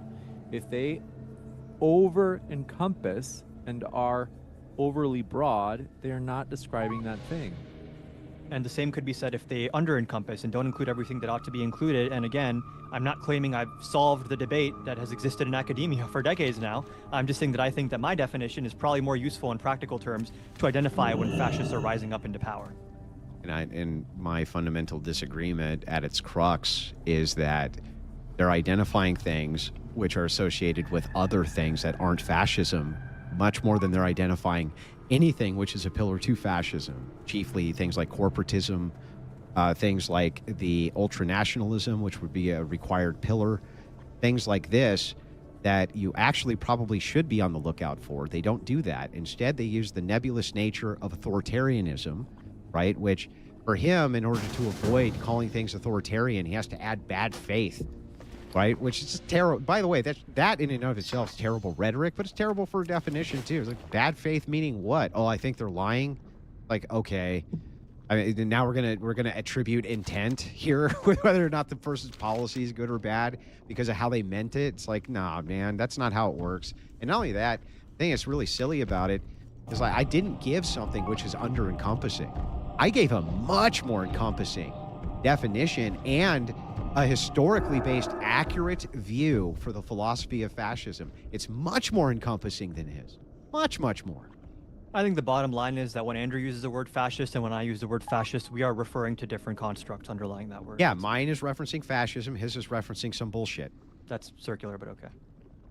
This one from, let me just double check. I think that's, oh, thanks for your last minute super chat. Appreciate that, X. It says, "Adam, by your definition of fascism, you have to qualify every single person a fascist in order not to, quote unquote, underqualify them and to be safe. Can you elaborate in pre-labeling people, quote, to stop fascists before they gain governmental control?" So number one, I'm not advocating for labeling anything. Like I very rarely call Trump a fascist. I think he is one, but I don't think it's a hill that I want to die on in terms of just debating over and over again. What does this mean? I think authoritarianism colloquially is going to get across a lot of these same tenets, especially if you say like right-wing authoritarianism or ultranationalist authoritarianism. But in terms of being under or over encompassing, I think the issue here also is that people assume that fascism is like some kind of static end state, and I'm describing fascism as more of a process that oftentimes does not have to win, right? The stage one described by Robert Paxton exists in almost every democracy. Yeah, but this doesn't actually answer to what he's saying. He's saying if you truly believe that you should have an over-encompassing definition, if you really wanted to be consistent with that, then why not start everybody out as a fascist until proven otherwise? Well, I don't think my definition is over-encompassing. I'm saying that if we're trying to get very granular on like where exactly is the line, I would rather be over-encompassing than under-encompassing. Yeah, but how is mine super granular or more hyper-specific than your own? It's not. It encompasses a much broader avenue for the actual ideology. It necessitates ideology such that someone could literally copy every single thing in terms of behavior, but if they don't necessarily believe it ideologically, you probably wouldn't want to call them a fascist, right? Even if all the harms they're inflicting on society are the same. You took issue with like my... If they are moving intent. for those tenets of corporatism and things like this, right? And then just said, oh, I'm not a fascist. Yeah, I'd be like, nah, man, you're a fascist. Those are all encompassing. I thought you said it's ideology. It is ideology. What if they're genuinely, that's not their ideology? They just happen to be doing that stuff for other reasons. How could you do unconnected. corporatism absent ideology? Just accidentally? I'm saying, what if fascism isn't their ideology for doing corporatism? What do you mean? Like what if someone checks all the boxes behaviorally that you would consider fascist, but their underlying ideology is not this Giovanni Gentile definition that you like using in terms of why they're doing it? Oh, well, then there would be some sort of authoritarianism that we would attribute to that. Would you That's at least not say fascism. Fascistic authoritarian? But I'm not sure. Situation? I don't think because it's so rooted in a philosophy, I actually don't think you could get to it without ideology. Actual fact. I don't even think it's possible. Okay, we disagree. I think it's more of an emergent social phenomenon. I don't believe either in this like great man theory that like what one guy believes is going to dictate everything. These things spring up organically through changing variables within countries and the political sensibilities and also grievances of Which the ones? population. Which countries did they organically spring up in?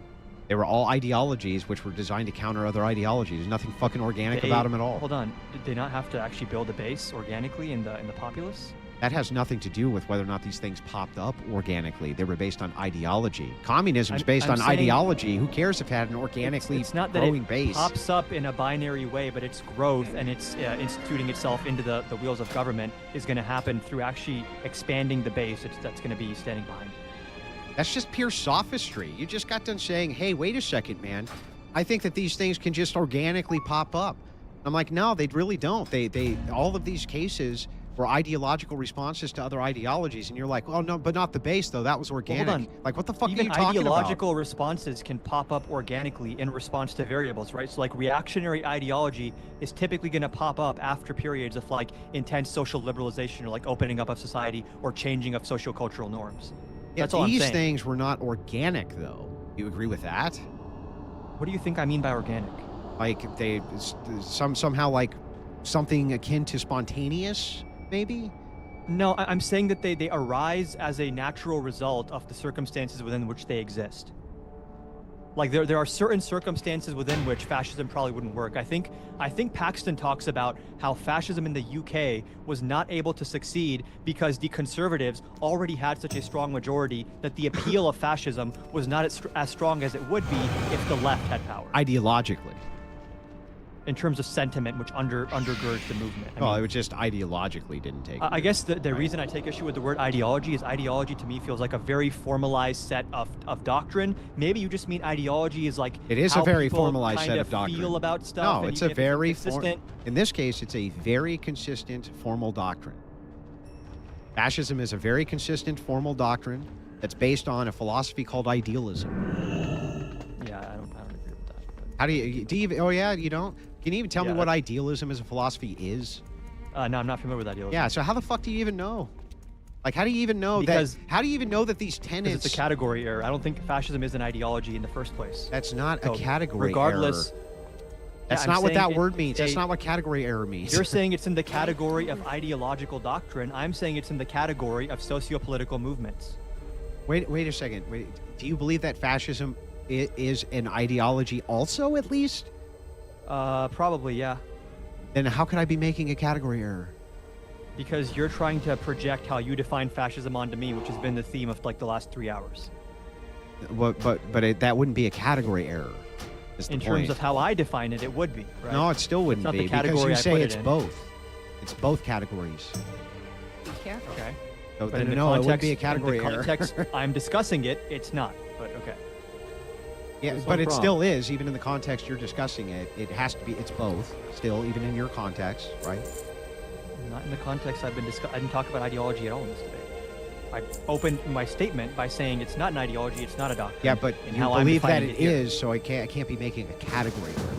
There can be ideology that naturally leads to fascism forming, but that doesn't mean that it has to be the only way for fascism to pop up. That's the issue I'm taking with this. Yeah, but that wouldn't be a category error, is my point. And so, not only that, right? Not to harp on this like a pedant, but it is actually important. And Okay. the other thing to point out here is that, yeah, these are ideologically driven. You don't even understand the ideology behind them. So, like, how the fuck would you even know that? Idealism, the idea of ultranationalism, what they meant by the state, how Giovanni Gentile and how Mussolini engaged with these, what the third position is. Like, you don't know any of that shit. You literally are just appealing to some academic who says, here's what I think it is. An academic who I'm going to guess knows more about all those things than you, but that's probably also an authority, I'm guessing, and academics just don't matter. They're just liberal propaganda or whatever. This one from Matt says, Andrew, do you believe Nick Fuentes is a fascist? No. Lord Law says, bad descriptors mean bad definitions. Darth Grumpy Dad says, the reason this commie is afraid of Trump being fascist is because fascists throw commies out of helicopters. It is true. Someone should tell the commies that I'm a commie because they think I'm like a neoliberal capitalist shill or whatever. So Yeah, it seems to me. fascists, generally speaking, yeah, they tend to kill off communists. That is true. Ladies and There is no gentlemen, ifs, ands, or buts welcome about to that. my They tend to do that because it is reactionary towards communism. Ultimately, it is reactionary. Ultimately, I would say, and so yeah, they do tend to kill communists. There's no doubt about that. DK Finest says Adam is rhetorical nationalism and abstract meaning subjective, parentheses, is all about my feelings, or concrete meaning objectives, namely points, historic movements, absent my feelings. Or can you say I hate Trump? I can say both. So first of all, I do hate Trump, but then secondarily, I would say that when I speak about rhetorical ultranationalism, what I'm getting at is allusion, build legitimacy a lot of times by using specific rhetoric to justify or manufacture consent for the actions they are taking. Ultranationalism can be a very lucrative way to do that because people love their country. If you can take advantage of that and take it to an extreme, you can start justifying a lot of extreme actions because listen,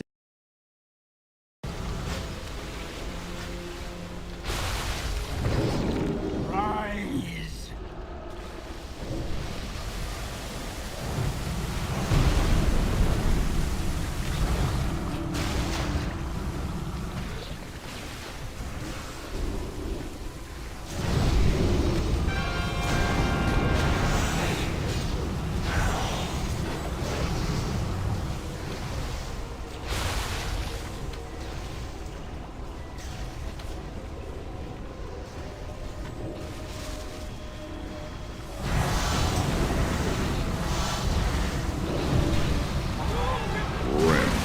Bring to life.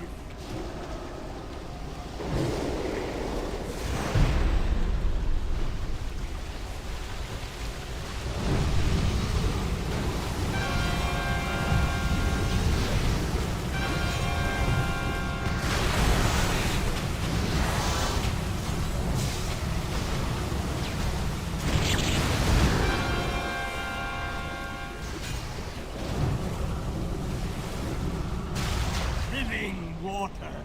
Bring them death.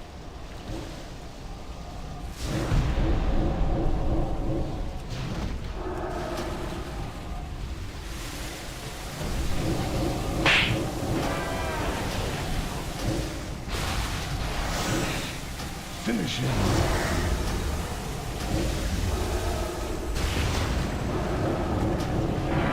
Finish him.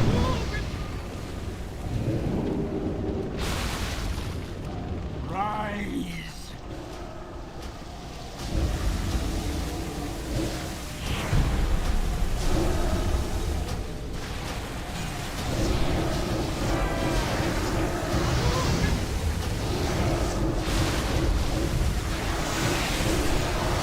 Finish him.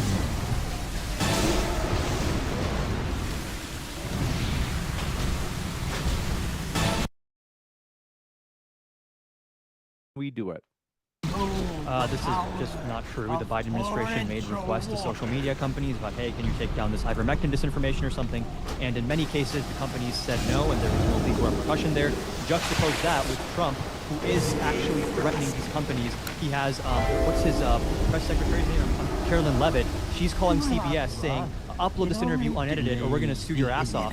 And where Trump is forcing companies basically to settle lawsuits with him to get merger approval. That seems a lot more fascistic to me than the Biden admin making requests. The water's fine. This one from Josie says, Han, you missed the logical point. If all it doesn't mean all B is A. All fascists may be authoritarian, but the reverse is not so. Right. Authoritarianism is not fascism. I agree. Techno says, which do you mean by fascism? 1, a doctrine. 2, a power structure. 3, a behavioral toolkit. Or 4, a psychological disposition. A Choose behavioral and define toolkit the used thing. to establish a power structure. Yeah, and so I think that it's a doctrine and a power structure at a systemic level, and that the ideology, that it is in fact an ideology. There, in the rafters. I haven't seen any instances of any spontaneity for this ideology It's a reasoned ideology which relies on a philosophy of idealism. And it's very important that you note that my opponent said that Trump, from his view, has no ideals. He's not an idealist at all. I Now, did give a couple examples of ideals that he has, but I said broadly speaking. broadly speaking, he's not. And understand that I'm not going to equivocate here and try to say that idealism, the philosophy, is the same as me asking if Trump is an idealist. We're asking about the commons there versus a philosophical standard. But what I am pointing out to you is that idealism itself is a reasoned out philosophical position, which is then that's what's juxtaposed into the ideals of fascism itself. And this is the big issue that I have. And my opponent just doesn't know anything about fascism. The whole thing is just an appeal to some guy. It's just an appeal to some guy. But he's a widely regarded guy. He's a widely regarded guy, though. So it's not an appeal to authority fallacy. It appears that the tale of Zhao Sunseeker has come Straight to Shot life says to before Andrew, us. are all fascists anti-Christian According to in the all legend, cases? long ago there were 5 suns that Like burned brightly in Mussolini the sky. was not anti-Christian. He worked with the Catholic Church, and interestingly enough, was one of the first nations to implement miscegenation because he wasn't a racialist. He believed that race was purely a social construct. He thought that it was more feelings-based than it was based around the idea. That's where you get the idea of cultural nationalism, by the way. Cultural nationalism comes from this idea of shared culture rather than shared racial values. The third position is very interesting that way. And it did reconcile a lot of the incoherencies on the right for a while until people started challenging it, like me. This one from Chalk Body Outline says he thinks liberalism doesn't need propaganda, and that's why he appeals to liberal propaganda disguised as an expert. BK Finest says, Adam, you think Robert Paxton is your god? Don't answer the question, it's rhetorical. The blistering heat This must from have Matt. dulled my senses. This is, they say, all of Andrew, you. can you elaborate thoughts on Zhao Nick has become Fuentes, corrupted namely too? why he's not a fascist? Because he doesn't believe, he's not a corporatist, and he doesn't believe in the framework of idealism. He believes in the framework of Catholic hierarchy. And so what Fuentes is doing, you might say he's a theocrat. I think that he might even accept that, or some form of theocracy perhaps, though I'm not even sure he advocates for that. But the reason he doesn't fall into the category for fascism is because there's no corporatism, there's no idealism. He's not making the that genetic appeal that I spoke about before, right? I can't remember the word off the top of my head. Sorry about that. Paleogenetic, yeah. He's not making a paleogenetic appeal. He just literal throwback, right? It's not taking that necessarily and forming something new. And I'm not sure that I would even consider him to be an ultra nationalist in the sense that he wants all loyalty to go through the state. I would say instead that he's more of what I would consider an ethno-nationalist. I think he falls better under the criteria of ethno-nationalism than he would fascism. You got it. Thank you very much for this one from Rachel Wilson. Says Democrat President Woodrow Wilson used the phrase America First in 1915 for his campaign slogan. Was he also a fascist? I don't know much about Woodrow Wilson, but I'm going to say probably not. I'd have to read more about him. Was that fascist rhetoric? America First in and of itself, no. Okay. You got it. Let's see. I think we're caught up. This one from Strange Mentality Paper YouTube says, Andrew, how many times do you have to be told by your opponents that your tactics, attitude, and behavior Ladies are and gentlemen, making a welcome mockery to of my debate discipline underground before you lair. start to consider it's true? Well, I mean, in this particular case, I don't think we were particularly unpleasant to each other. I had fun. Yeah. Did you feel like I was particularly unpleasant to you? You did call me a snarky fucker, that's fair enough. Leave this place.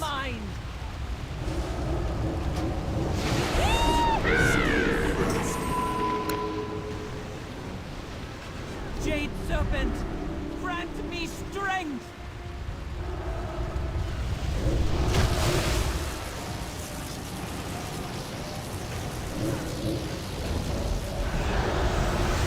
Leave this place.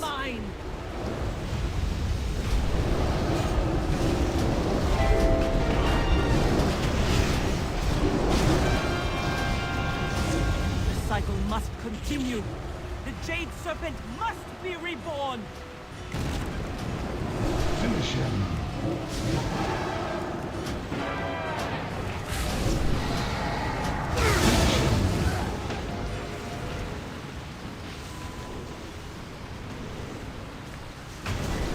Breathe down, priestess. The haze has been lifted from my eyes. Forgive me for doubting you.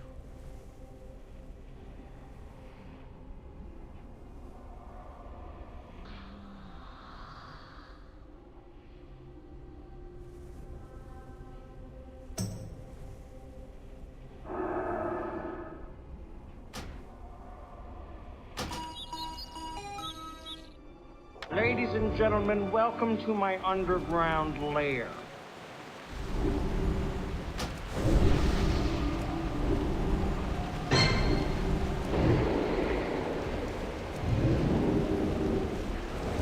Die. Surrender. You cannot.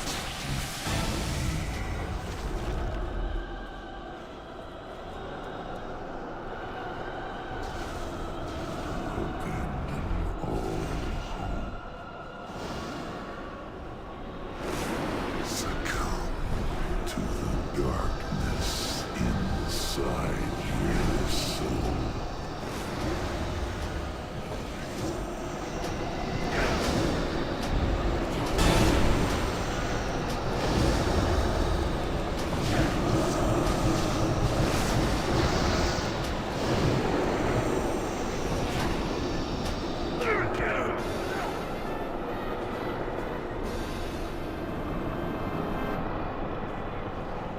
Embrace your despair.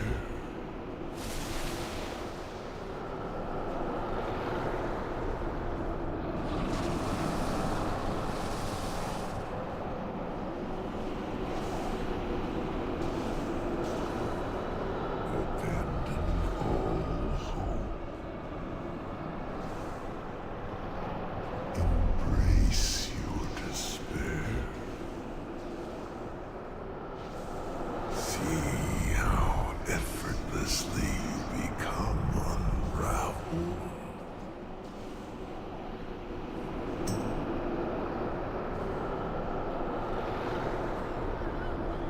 Embrace your despair.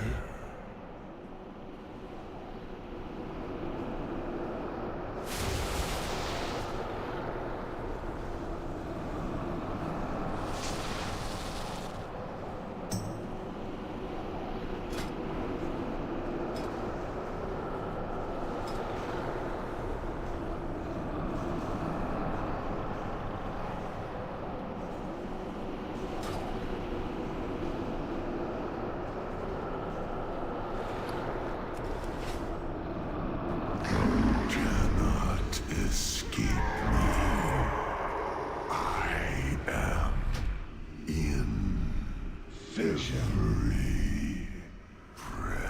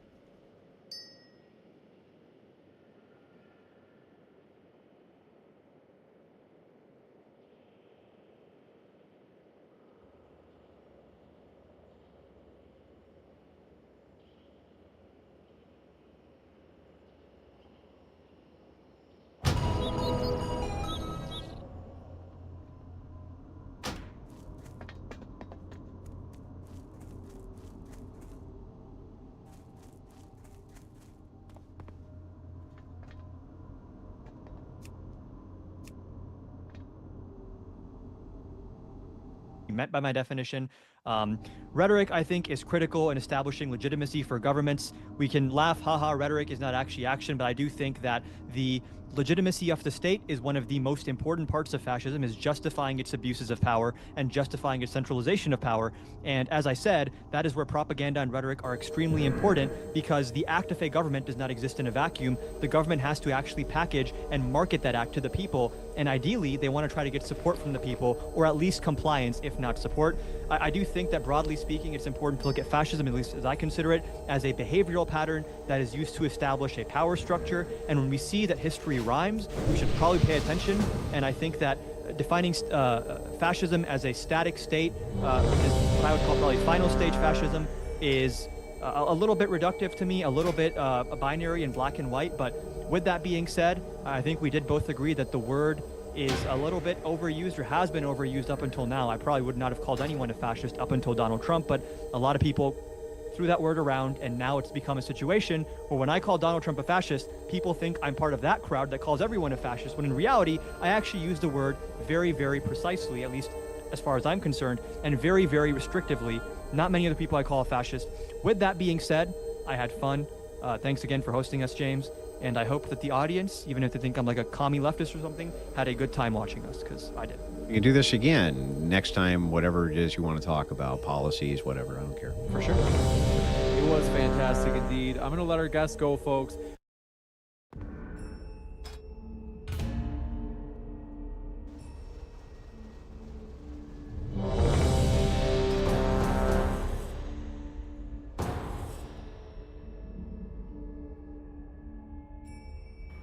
Ladies and gentlemen, welcome to my underground lair.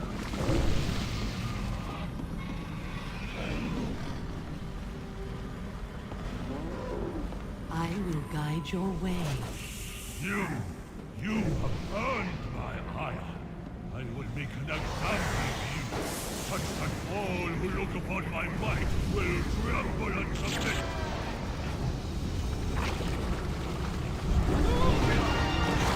Killing spree.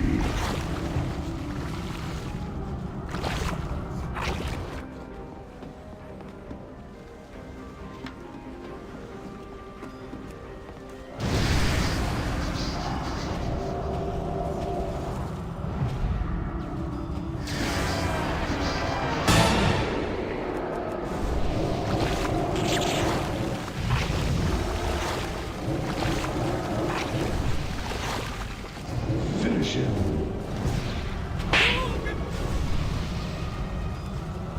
Finish him.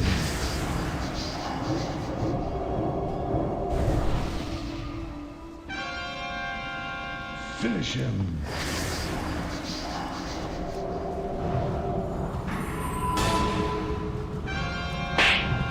I hope they make it this far. Then my strength and skill will be clear to all. Rampage.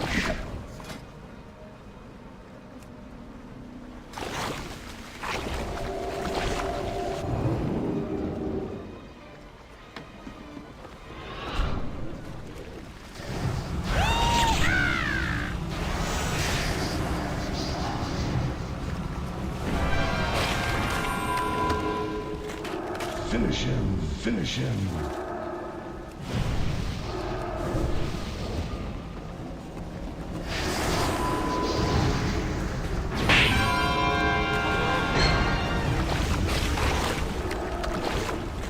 Finish him.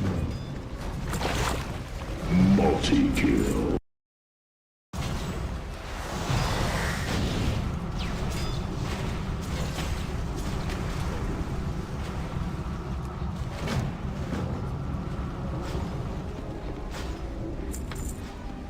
Aha!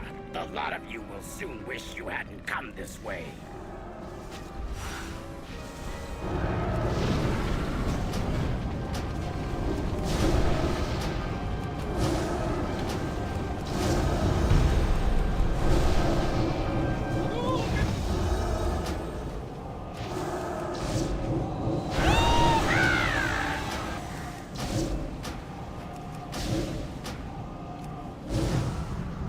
Allow me to show you the power of amber alchemy.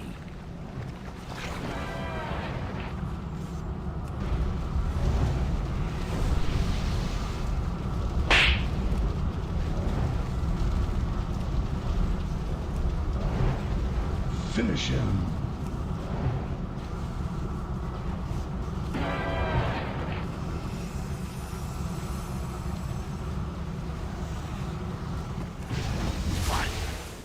I was... Who will...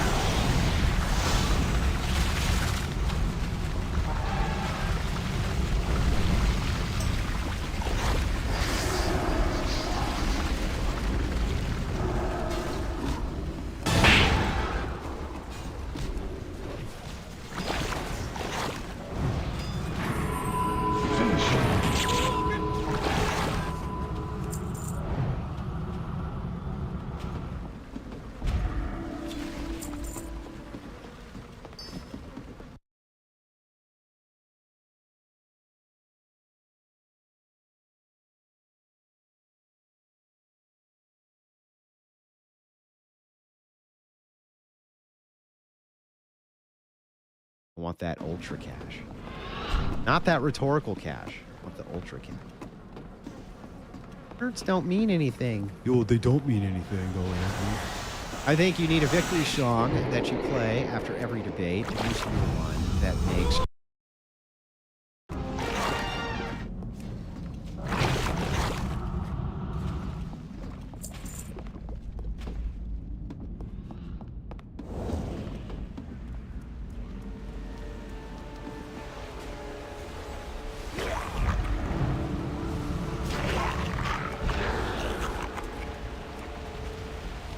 Thanks for the save, but we're still stuck in the middle of the entire Mantid army there.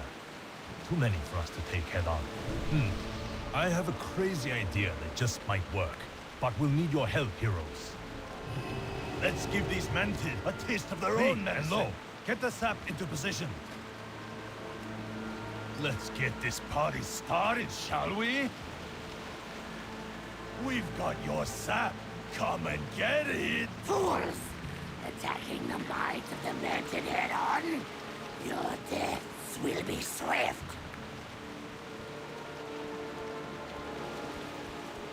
Swarmers attack!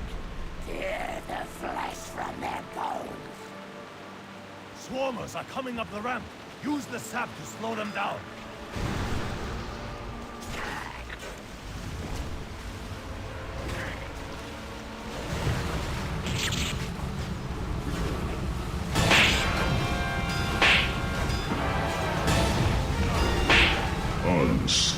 Wing, get in there! Lay siege to the holdouts! The Amber Wing is flying in. Watch out!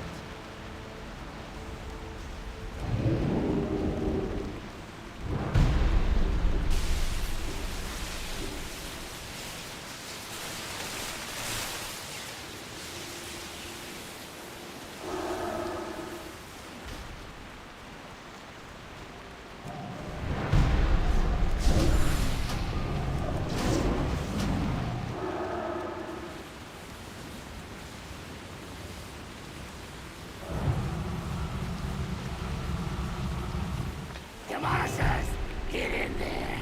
Leave nothing but a pile of ash. Demolishers are carrying explosives. Any direct hit will blow them up.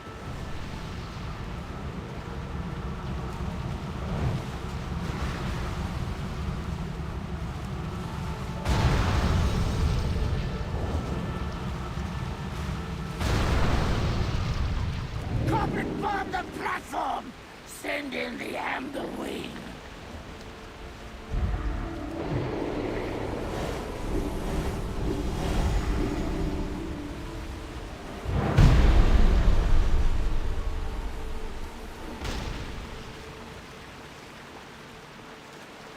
Warriors! Trample these weaklings! Crush them! Warrior coming in. Focus your fire.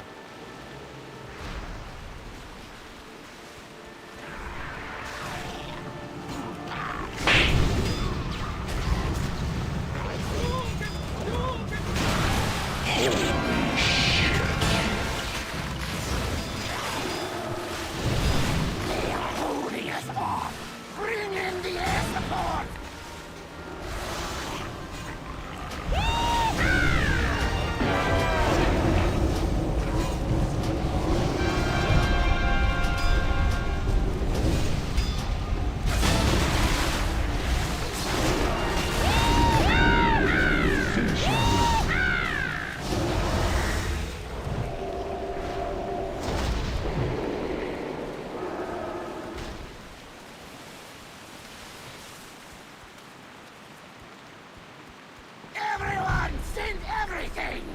Slaughter these cowards!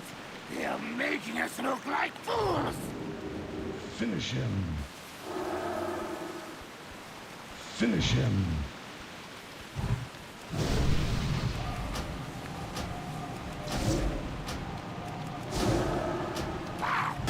Those who fail deserve to die!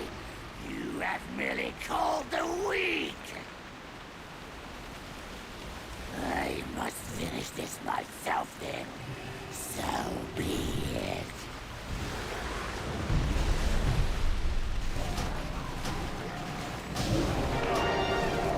Finish him.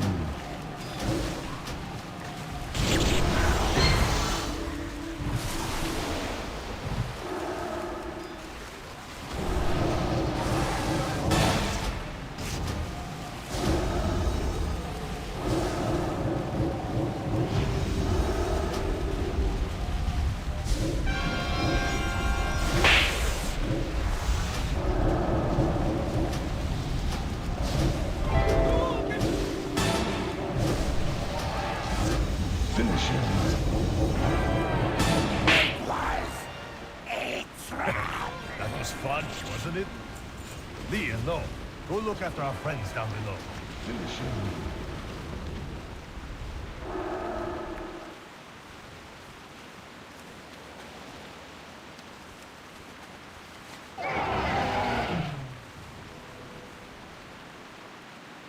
I got what you need!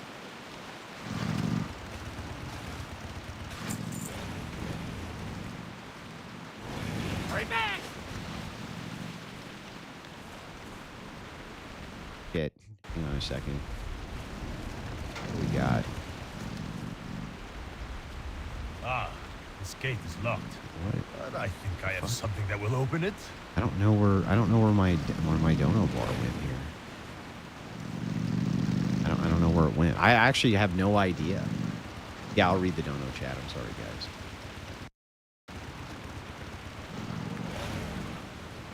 Let me see here. 30-second fuse. Whoops. Did I say 30? I meant 3.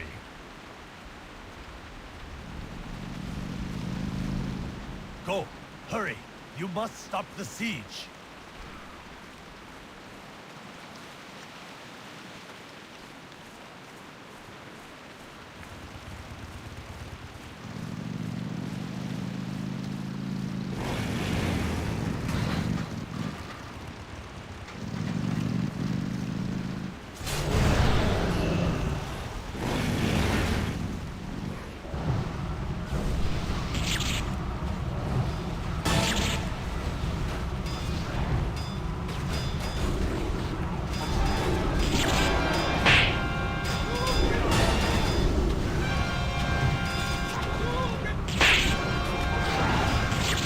Finish him.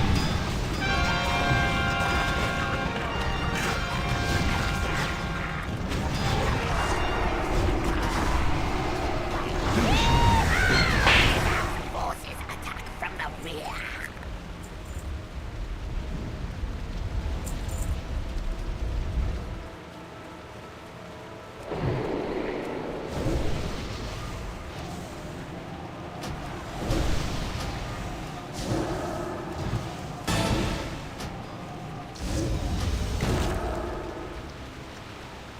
That temple will fall. You cannot stop my forces.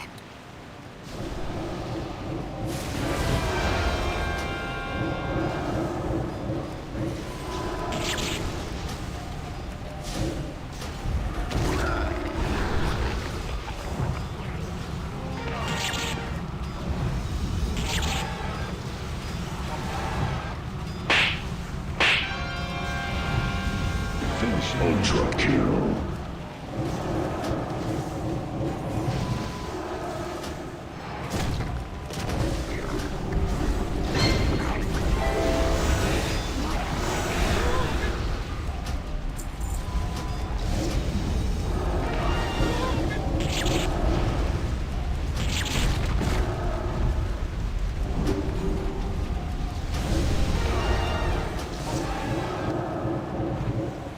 Put down your weapons, or